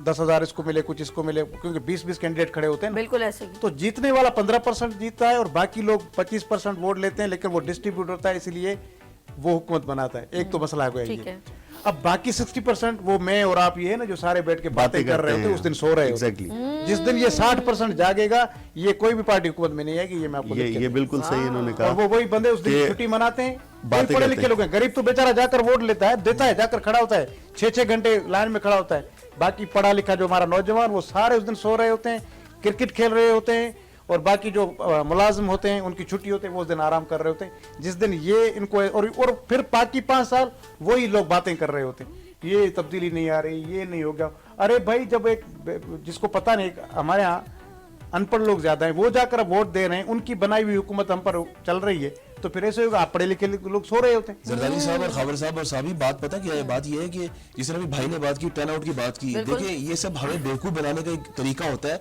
ये पहले ही हुकूमतें बन चुकी होती हैं। ये पॉइंट वैसे इन्होंने सही उठाया। तेरी बारी, ठीक है? बिल्कुल, बिल्कुल। आप ऐसा नहीं, 100% जाकर वोट कास्ट सर, करें। ये इलेक्शन जो है ना, मैं एक बात बताऊं, ये 19-20 तो हो सकता है, हाँ, लेकिन लेकिन 22 18-20 नहीं हो सकता। नहीं सकता। यानी ये नहीं हो सकता कि पहले से ही तय है। ऐसा अगर होता तो जो गवर्नमेंट 18 का इलेक्शन, सबसे मुतनाज़ा इलेक्शन तो 2018 का है ना, तो उसमें भी सबसे ज्यादा, हालांकि अताब में हो सकता है खबर चली ना। हमारे साथ कॉलर है, हमारे साथ बात करते हैं। हेलो, अस्सलाम वालेकुम। हेलो, कश्मीर से अब्दुल हमीद जी, मैं आपका प्रोग्राम देखा था, बहुत अच्छी डिबेट चल रही थी। अच्छा, मैं इन सहाफी भाइयों के आगे एक 2 सवाल रखना चाह रहा था, उनकी इनपुट लेना चाह रहा था कि जैसे हम देख रहे हैं कि इतनी दहाइयां गुजर चुकी हैं, एक तरफ से हमारे जो सिविलियन हजरात हैं वो भी दावा करते हैं कि हम अच्छा करने की कोशिश कर रहे हैं, और दूसरी जानिब से भी वो भी बहुत अच्छी पॉजिटिव अपनी इनपुट दे रहे हैं, लेकिन इन एंड पॉइंट कुछ डिलीवर नहीं हो पा रहा। और दूसरी बात, जब मामला आ जाते हैं, कुछ होने के जा रहा होता है, तो अभी भी मैं कल परसों की एक खबर आ रही थी कि जैसे सिंध का जो हिस्सा एनएफसी के अंदर बनता है, तो उसकी चौथाई तक भी नहीं दी गई। तो अगर जब बजट नहीं होगी, अच्छा, ये सिलसिला जब तक हम निचली सतह तक है, जब सूबे को नहीं मिलता, फिर जिले हुकूमतें, फिर मकामी छोटी छोटी यूसी लेवल तक, वो जब बजट भी नहीं होगी, फिर वो जो कुछ वो उसको अलग छोड़े, जब चीज डिलीवरी नहीं होगी तो कैसे करेंगे जो सूबे या अजला, तहसीलें या यूसी? ये मैं आपसे थोड़ा सा। बहुत शुक्रिया, बहुत शुक्रिया। मैं इसके वही बातें हम कहें, कहाँ तक सुनोगे, कहाँ तक सुनाऊं, हजारों ये शिकवे हैं, क्या क्या बताऊं। बात ये है कि अगर जो लोग ज़्यादा ये इनका जवाब तो मेरे ख्याल में अभी जरदारी साहब, आप मेरी प्यारे भाई ने जो सवाल किया है, तो आप भी बताइएगा, पहले उनसे पूछ लेते हैं। देखें, एनएफसी एक फार्मूला है सूबों के माबैन मालियाती जो डिस्ट्रीब्यूशन है उसके लिए। उसमें सिंध का जो एतराज़ रहा है, और वो ये रहा है कि उसमें जो डिस्ट्रीब्यूशन का जो फार्मूला है, उसमें ये कि पहले नंबर पर पॉपुलेशन को रखा गया है कि बड़ा शेयर जो होगा वो पॉपुलेशन का होगा, फिर पावर्टी रखी गई है, फिर रेवेन्यू जनरेशन रखा गया है। इसी तरह मसला ये है कि सिंध जो है वो पाकिस्तान में सबसे ज़्यादा रेवेन्यू जनरेट करने वाला सूबा है। 73 पॉइंट समथिंग जो है वो हम इतना जनरेट करते हैं, यानी कि 100 रुपए में 73 रुपए से ज्यादा सिर्फ सिंध कमाता है पूरे जगह। और 73% परेशानियां भी आम आवाम, 100% परेशानी तो 100% है। अच्छा, फिर वो जब जमा होता है जाकर वो पैसा, तो उसके बाद फिर डिस्ट्रीब्यूट होता है कि पहले आता है ये पॉपुलेशन, 33% पॉपुलेशन शेयर है, तो वो पंजाब को चला जाता है। उसके बाद फिर सिंध के जो हिस्से में कोई 23% आता है, यानी हमें 50% जो हमारा शेयर वो ले लिया जाता है। तो जिसकी वजह से ये है कि हम जो कमा रहे हैं वो हमें उसका मिल नहीं रहा। और हमारा सिंध का जो मौक़िफ़ हमेशा ये रहा है कि आप कमाई की बुनियाद पर रखें, आप फिर एक परसेंटेज रख लें वफाक, कि जो सूबा जितनी कमाई करेगा, 5 अरब रुपए कमाएगा, तो उसमें 1 अरब वफाक रखेगा, 4 अरब सूबा रखे। तो ऐसे नहीं हो रहा, जो 5 कमा रहा है वो भी जमा हो रहे हैं, जो 1 कमा रहा है वो भी जमा हो रहा है। कुछ हमारे सूबे जिनके पास से कुछ नहीं आ रहा, लेकिन वो भी 10 रुपए भी उनके जमा हो रहे हैं। लेकिन जब डिस्ट्रीब्यूशन हो रही है, तो उसमें जो सूबा 1 करोड़ भी नहीं देता साल में, वो साल में हमसे 20 अरब रुपए लेकर जा रहा है। और जो आपको 50 अरब रुपए दे रहा है, उसको बदले में आप 10 अरब रुपए दे रहे हैं। तो ये एक तो एनएफसी में बड़ा मामला ये बड़ा है। टिपिकल। और ये उसमें हमारा जो है कि अब पॉपुलेशन को, अब आप देखें आपको वो कितनी सीटें हैं अभी पंजाब की कौमी की, तीनों सूबों की सीटें आप मिलाएं फिर भी पंजाब की सीटें ज्यादा हैं। तो आबादी की बुनियाद पर ज्यादातर शेयर जो है वो वहां चला जाता है। उनकी जो सड़कें बन रही हैं वो हमारे पैसों से बन रही है। जो हम रो रहे हैं ना कि कराची में ये क्यों नहीं है, भाई कराची में इसलिए नहीं है कि जो कराची कमा के दे रहा है वो वापस नहीं दिया जा तो रहा फिर बात कराची तो वो खबर वाली हो गई ना कि हमारे शहर को प्लानिंग से कोई स्ट्रेटेजी नहीं है हो इसकी गई नहीं ना। ना। आपको मैं बताऊं, उसकी वजह आप इस्लामाबाद को देखें, वो बिल्कुल। प्लानिंग के साथ है ना। वो क्यों है? क्योंकि वो बैठकर बनाया गया है। ये नेचुरली बना हुआ शहर ऐसा ही है, ये बिल्कुल लोगों ने, सही, हमने ऐसे naturally, आकर इसको आबाद किया है। ऐसे नहीं है सर जरदारी साहब, बाद में पहले तो चलो ठीक है 48 के बाद आप इसको ले लें 48 तो, के बाद भी इसकी आबादी लेकिन लाखों की थी। अब तो अब ये जो पिछले 15-20 साल 30 सालों में ये जो शहर बढ़ा है उसका आप अंदाजा लगाएं ना। आप गुलिस्तान जौहर देख लें, आप 1998 तक देख लें, जौहर नहीं था बिल्कुल भी। उसके बाद गुलिस्तान जौहर आज जो है वो इन्हीं 20-25 सालों में बना है। इसी तरह से जौहर के बाद आगे की जो स्कीम 33 और फिर ये नॉर्दर्न बाईपास तक जो शहर बढ़ा है, ये हमारी आंखों के सामने बढ़ा है, मेरे देखते देखते बढ़ा है। तो इससे ये कोई ऐसा नहीं कि वो, लेकिन प्लानिंग थी, अब आपको केडीए पता- था मसला पता है जिसका क्या? नाम था कराची के अलावा- डेवलपमेंट अथॉरिटी, जिसने कराची के डेवलप अलावा- करना था शहर को। इसी तरह से सिंध बिल्डिंग कंट्रोल अथॉरिटी मौजूद था। ये सारे इदारे मौजूद थे जिन्होंने इन्फोर्स करना था वहाँ पे लॉ एंड ऑर्डर, और इस चीज़ों को बनने नहीं अच्छा, देना था। एक हमेशा एक ऐसे ये कमाया सवाल उन्होंने। जब की जाती है ना खबर में, आपके पास दोबारा आप मुझे आंसर दीजिएगा। अक्सर मैं सवाल करती हूँ, फॉर एग्जांपल मेरे घर में कोई मेहमान आते हैं, ठीक है, और अचानक मैंने मेहमान, अक्सर शादियों में होता है, हम लोग 50 लोग इनवाइटेड है निकाह में, वो 100 हो जाते हैं, तो हम कभी ये नहीं कहते कि हमें तो बताया नहीं, अब खाना नहीं मिलेगा, ऐसा तो पॉसिबल है। वो फिर उसकी अरेंजमेंट करता है। ऐसा ही है, कभी कभी हमारे घर में अपने 5 लोग बुलवाएं मेहमान, चाचे मामी, तो वो ज्यादा आ जाते हैं, फिर हम अरेंज करते हैं। हम उनका ये आंसर नहीं देते कि इनको आप वापस भेज दें या उनके साथ मिसबिहेव करें। एक कराची ये एक सिस्टम है, और अक्सर मैंने एक मतलब पार्टी को ये कहते हुए कि भाई इस शहर में तो हर कोई मुंह उठा के आ रहा है, तो आप सिस्टम बना लें। अभी नहीं है, कब बनाएंगे भाई, जब आपको पता है कि ये एक ऐसा पौधा है जो हर कोई फल इसका खाता है सिंध कराची को, तो डिफरेंट सूबों से यहाँ लोग आके बिजनेस करते हैं, तो ये तो खुशकिस्मती है। लोग जैसे बाहर मुल्क जाते हैं, दुबई जाते हैं, तो वो लोग ये पाबंदी थोड़ी उसकी स्ट्रेटेजी प्लान कर देते हैं, जी आप किसके थ्रू आएंगे।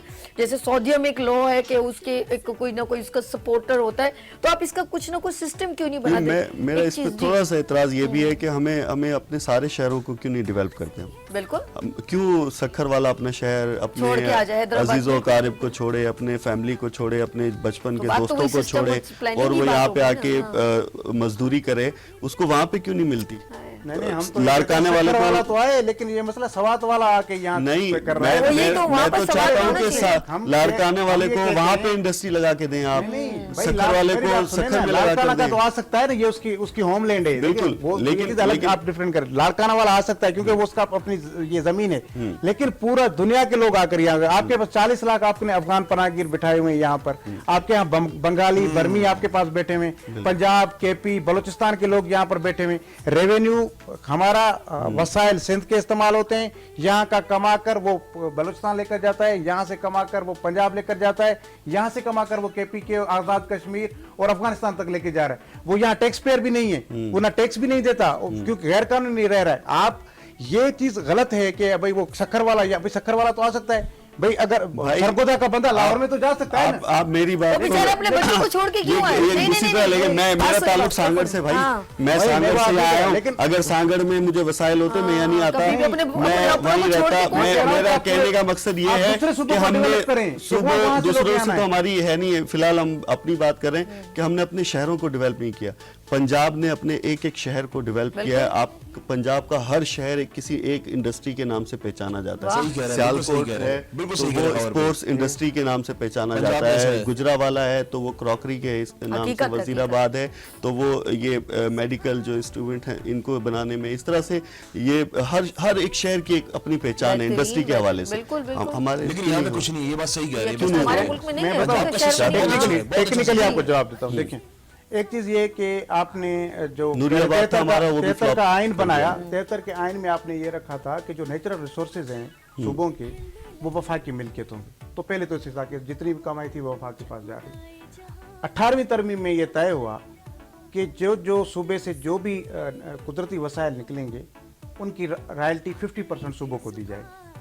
ठीक है, सिंध का कोई एक डिस्ट्रिक्ट नहीं है जिसमें से गैस नहीं निकलता, सबसे ज्यादा सांगड़ भी। ठीक है, मैं एक आपको एक एक शहर के एक एक वेल का नाम बता सकता हूँ जहाँ से तेल निकलता। मैं पूरी सिंध का एक एक चप्पा जाकर घुमा हूँ, मैंने सहाफत की, एक एक जगह पर जाकर मैंने शोध की। आपका कोई सिंध का डिस्ट्रिक्ट नहीं है जिसमें से गैस और तेल नहीं निकलता। लेकिन मैं आपको चले बदीन में चल के दिखाता हूँ, और सांगड़ में नहीं आता घरों में 1.5 गैस। किलोमीटर भी नहीं है वहां से गैस फील्ड है, उस गांव में गैस नहीं है। ओए होए। ठीक है, वो गैस कहाँ जाए? आपके थर से कितने मेगावाट बिजली निकल रही है? बिजली नहीं। जा कहाँ रही है? पंजाब। नेशनल ग्रिड लाहौर में, और वहां से फिर वापस आएगी। यार ये किस तरह का हम उससे सिस्टम है? महरूम हो रहे हैं। ठीक है, वैसे अब बिल्कुल। ये कि जब आप इलाके तो वहां से तरक्की करके पैसा तो कमा रहे हैं, लेकिन डिस्ट्रीब्यूशन सही नहीं है, हम ये कह रहे हैं। आप पंजाब, जब पंजाब के आप देखें, आप नेचुरल रिसोर्सेज की बात करते हैं ना कि ये वफा की मिल्कियत है, तो सिंध का गैस जमीन से निकलता है, वो वफा की मिल्कियत है। तेल सिंध का जमीन से निकलता है, मादनियात निकलती हैं, वो वफा की मिल्कियत है। तो फिर पंजाब का मीठा पानी जो निकलता है वो कुदरती वसीला नहीं है, वो फिर वफा की मिल्कियत क्यों नहीं है? वहाँ पानी मीठा है इसलिए वहाँ की जमीनें आबाद नहीं, यहाँ पानी मीठा नहीं है इसलिए आपकी आधा सिंध जो है वो गैर आबाद पड़ी है। लाखों एकड़ आपकी जमीन में पानी नहीं है। बलूचिस्तान आपका पूरे अच्छा, का बात पूरा तो आपका ये गैर एक आबाद मिनट, है। अच्छा, ये इसको जब हम तक सब- हाँ, आप मैं ऊपर समझ- से मुनसिफान, और हाँ, ये जब तक आप चारों सूबों के बाद अब दोबारा कोई कॉन्ट्रैक्ट नहीं होगा ना चार इकाइयों का आपस में बैठकर मुल्क चलाने के लिए, ये मुल्क इंतहाई खतरनाक सूरत में जा रहा है। 47 भी ज्यादा खतरनाक सूरत से जा रही है। इसलिए जिस तरह 47 में एक सोशल कॉन्ट्रैक्ट हुआ था ना, इस मुल्क को बनाए एक सोशल कॉन्ट्रैक्ट के तहत बनाए कि ये चार इकाइयां मिलकर एक मुल्क बनाएंगे और उसमें ये कुछ होगा, वो फिर उसके बाद उस पर अमल नहीं हुआ। अब ये वक्त आ गया है, नहीं तो अब इतने हालात खराब हो रहे हैं, हम एक दूसरे को मारेंगे, हम एक दूसरे को नोचेंगे। क्योंकि हर जब सुबह मेरे- अपने बारे में सोच रहे हाँ, हैं, मुल्क जब- का नहीं सोच रहा। हाँ, जब मेरा अच्छा, जो हाँ, एक ये वाली मिनट, बात। मैं अच्छा, मैं कश्मीर वाले का जवाब में चाहूँगी। आप भी ज़रा बता, आपने भी सुना था। और साथ साथ एक चीज़ और भी मेरे जहन में चल रही है, जिस तरह भी ये सारे गुफ्तगू करें कि जब वो लोग अपने लिए बहुत सारे रूल पास करवा लेते हैं बड़े बड़े, क्योंकि हम लोग कुछ नहीं कर सकते, जो सीट्स पर राजमान हैं, जो इदारे वर्किंग कर रहे हैं, जब तक वो कोई प्लानिंग नहीं करेंगे, एक ज़ाहिर बात है जो पार्टी होती है जब वो सपोर्ट उसमें आती है, इक़्तिदार में आती है, तो ऑफ कोर्स उसका काम होता है कि वो प्लानिंग से अपने लोगों को करे। वो पता नहीं वो दूसरी प्लानिंगें तो चल रही होती हैं कि अब हमने कितना खर्चा किया पूरे इलेक्शन में, अब हमारे को रिकवर कैसे करना है। लेकिन अगर वो ये सोचे तो मैं कहती हूँ हर साल उन्हीं को मुंतखब किया जाए, उनको बताना ना पड़े मैंने ये काम किया। लेकिन ऑफ कोर्स वो ऐसा कुछ कर नहीं पाते, तो वो अपना डिलीवर वो नहीं कर पाते जो उन्होंने प्रोमिसेस किए हैं। अब वो क्या इनका सिस्टम है, इतना अफसोस होता है कि हमारे मुल्क में अभी तक वो हॉस्पिटल नहीं बना कि हमें दूसरे मुल्क में जाके अपना इलाज करवाना है। ये अफसोस, इतने सालों के बाद अफसोस की बात है कि हमें ये कहना पड़े कि मेरे इस मुल्क में, मेरे पाकिस्तान में मेरा इलाज नहीं है, तो मुझे वहां जाके अपने इलाज करवाना है। तो दिल अंदर से कट जाता है। तो वो लोग जो जेलों में बैठे हैं या कहीं पर भी बैठे, वो अपना इलाज कराने कहाँ जाए, जब हमारे बड़े बड़े हुक्मरान जो करोड़पति, अरबपति, खरबपति हैं, उनके लिए बाहर इलाज है। तो ये अवाम को किस मझधार में आप लोग छोड़ के चले जाते हैं, तो ये सोचना पड़ेगा। बल्कि हर बंदा, मैं सोच रही हूँ जितने भी पार्टी के जितने भी लोग हैं, जब भी बीमार होते हैं उनके लिए एक ही दर खुला होता है, वो चले जाते हैं बाहर मुल्क, क्योंकि वो इलाज बाहर मुल्क। तो इतने सालों से आपने एक हॉस्पिटल तो ऐसा बना लें कि हमें बाहर मुल्क ना जाना पड़े। शर्मनाक बात है ये, शर्म, मैं कहती हूँ इससे ज्यादा कुछ हो ही नहीं सकता कि आप लोग अभी तक अपने मुल्क का एक सिस्टम नहीं बना सके। एक वक्त होता था कराची को दुबई तस्वर किया जाता था, आज मुल्क से बाहर लोग जाने के लिए बेकरार हैं, इन्वेस्टमेंट करें ना। वो डूबती कश्ती जो बेचारे जॉब के लिए दूसरे मुल्क जा रहे थे, पूरे दुनिया के सिर्फ एक बंदा बचा है, पूरी किश्ती डूब गई। आपकी आंखों देखा हाल है, मेरे नहीं है, खबर भी बताएंगे, ऐसा ही था। सिर्फ इस मुल्क से जा रहे हैं कि हम लोगों ने यहाँ पर काम नहीं करना। वो किसी के बच्चे नहीं थे क्या? तो ऐसा क्या आपका सिस्टम, अभी तक आप इक़्तिदार में आकर भी अपना वो डिलीवरी नहीं कर पाते। और जब आने से पहले इतने सारे प्रोमिसेस करते, तो आप लोगों को क्यों नहीं पता होता? फिर बाद में जब आप आ जाते हैं तो फिर आप, हर पार्टी ये कहती है वो उसने ऐसा कर दिया था ना, वरना हम तो इतना अच्छा करते। तो पहले से क्यों नहीं पता होता आपको? क्या आप रोटी को चोची बोलते हैं, आपको पता नहीं होता कि वो बंदा क्या करके जा रहा है और हम उसकी जगह पर, या तो वो जगह ही ना लेना। क्यों अपने ऊपर इतनी तोहमतें आप लोगों को सहनी पड़ती हैं और हम लोग सब आवाम को बेवकूफ़ बना के एक जगह जमा कर देते हैं और फिर बहुत सारे वादे यूं निकालते हैं जैसे आपने यूं जादू मंतर करना है और सब कुछ हो जाएगा। लेकिन ऐसा कुछ भी नहीं होता। लेट्स सी खबर बताएं, क्या कहेंगे आप इसके बारे में? इसका जवाब तो अभी हाल ही में एक निजी चैनल पे आसिफ अली जरदारी ने एक इंटरव्यू दिया था और उसमें उन्होंने बड़ी प्यारी बात की थी और बड़ी हकीकत पसंद बात की थी। उन्होंने कहा कि ये जो बच्चे हैं ना, हर घर का ये मसला है कि वो कहते हैं डैडी यू नो नथिंग। तो उन्होंने एक बड़ी प्यारी बात की। उन्होंने कहा कि एक हकीम साहब था, उसके पास एक कसाई आता था, उसकी आंख में हड्डी चली गई थी। तो वो रोज़ हकीम साहब उसकी मरहम पट्टी करते थे और वापस आ जाते थे। फिर उसका बेटा बड़ा हुआ, जवान हुआ, बाहर से पढ़ के आ गया। एक दिन वो गया और उसने उसके आंख से हड्डी निकाली और मरहम पट्टी करके आ गया और आके कहा कि अब्बा आपको तो कुछ पता नहीं है, आप रोज़ जाते थे, मैं उसकी आंख ठीक करके आ गया हूँ। तो उसने अपने बेटे से कहा बेटा फिर आज तुम दाल ही खाना, क्योंकि आज गोश्त नहीं आएगा। तो इसमें आसिफ अली जरदारी साहब ने बता दिया कि इस मुल्क के मसले हल नहीं करने, सिर्फ मरहम पट्टी करनी है, क्योंकि मसले हल हो गए तो फिर उसके बाद आपको कौन मानेगा। आप देखें पाकिस्तान पीपल्स पार्टी को बने हुए अब कोई 50 साल से ज़्यादा हो गए, उन्होंने अपनी 55 साल हो गए तकरीबन, 56 साल। 56 सालों में उनका मंशूर एक ही है, रोटी कपड़ा और मकान। 4 दफ़ा उनको वफाक में हुकूमत मिली है, 7 दफ़ा सूबे में हुकूमत करने के बाद भी आज भी वो एक ही नारा लगा रहे हैं, रोटी कपड़ा और मकान। इतने सालों में आप रोटी भी नहीं दे सके, कपड़ा भी नहीं दे सके, मकान भी नहीं, क्योंकि ये आंख से हड्डी निकाल देंगे तो फिर उसके बाद बेचेंगे क्या। बिल्कुल चूरन तो सही बेचने के बात लिए यहाँ पर हम तो ये उन्होंने मैं बड़ी समझ- अच्छी बात की। लास्ट और फाइनली हम निजी चैनल में। बस वहीं पर आ गई बात, जब तक कोई स्ट्रेटेजी प्लानिंग नहीं होगी, करप्शन कभी खत्म नहीं हो सकती। और ये नीचे के लोग नहीं बल्कि ऊपर के लोगों के ऊपर होता है कि वो किस तरह मुल्क चलाना चाहते हैं, लेकिन उनको अपनी अपनी पड़ी है, इकट्ठे भी हो रहे हैं और आवाज़ें भी बुलंद कर रहे हैं, लेकिन वो इम्प्लीमेंट इसलिए नहीं नज़र आ रहा कि कोई फ़ायदा नहीं है। क्योंकि जब बंदे को अपनी हिरस हवस हो तो अपने मुल्क के लिए, कि आप देखें कायदे आज़म मोहम्मद अली जिन्ना, जिन्होंने ये सोचना होता है कि हम किसी के लिए कुछ बेहतर करें, और उन्होंने कुछ भी ऐसा, मैं ये कहूँगी कि अपने लिए कुछ नहीं सोचा, उन्होंने हमेशा आवाम के लिए सोचा।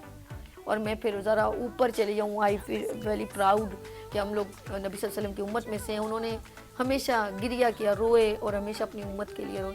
जिस दिन हम दूसरे के लिए सोच अच्छी कर लें, दूसरे के लिए बेहतर सोच लें, और तभी हमें लोग दिलों में भी याद रखेंगे और दुआओं में भी याद रखेंगे।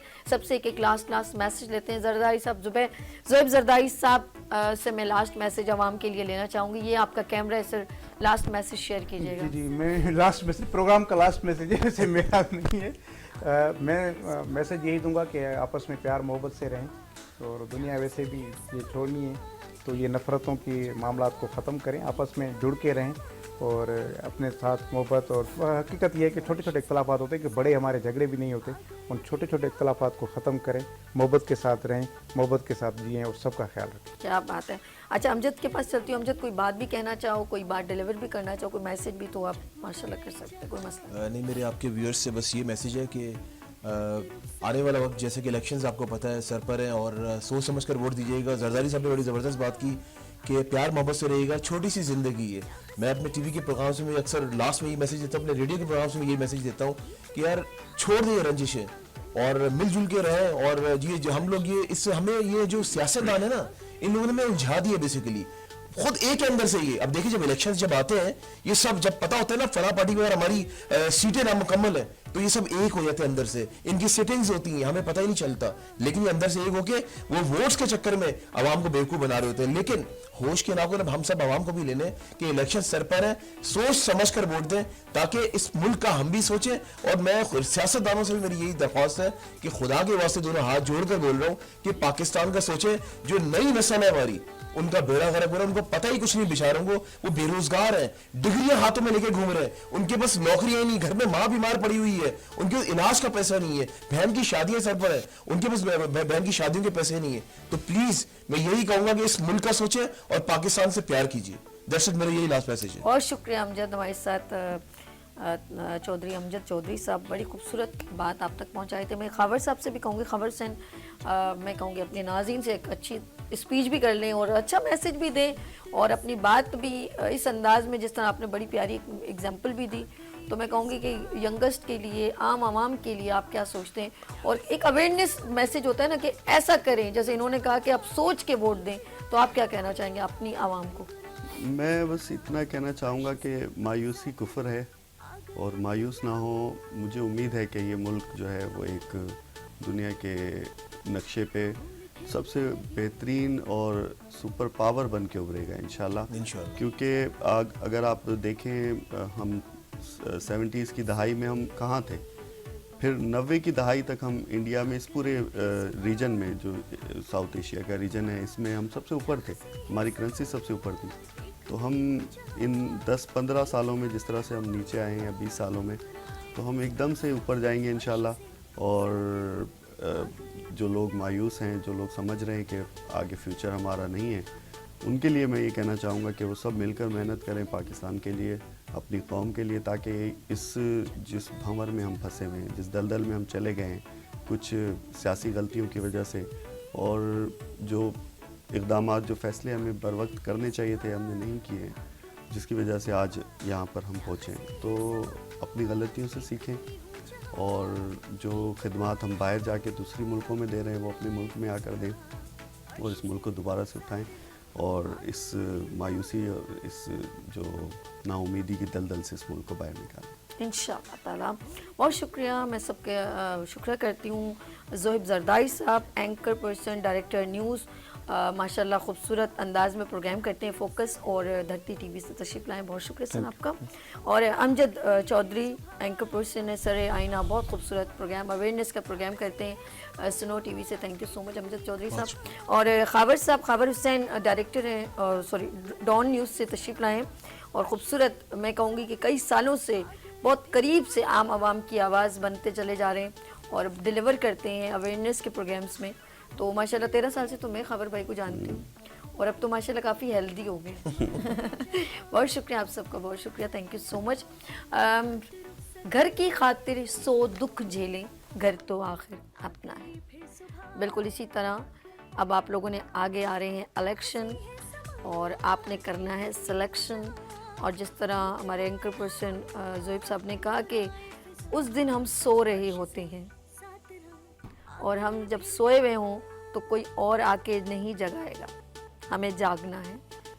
आम आवाम के लिए, आने वाली नस्लों के लिए जागना है। एक दिन के लिए प्लीज़ जाग जाएं, वरना जो आपकी आवाज़ जिन तक आपने पहुंचानी है ना, फिर 5 साल तक वो सो जाएंगे और आप चीखते रह जाएंगे, आपकी आवाज़ कोई सुनने वाला नहीं होगा।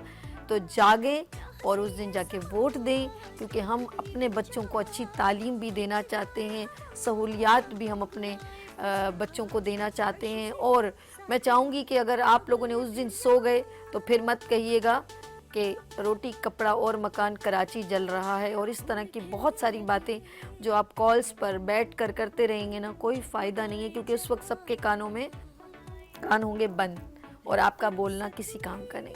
तो एक बार फिर, घर तो आखिर अपना है, घर की खातिर 100 दुख झेलें, घर तो आखिर अपना। यहाँ लेंगे छोटी सी ब्रेक और मिलते हैं ब्रेक के बाद गुड मॉर्निंग विद सभी के साथ।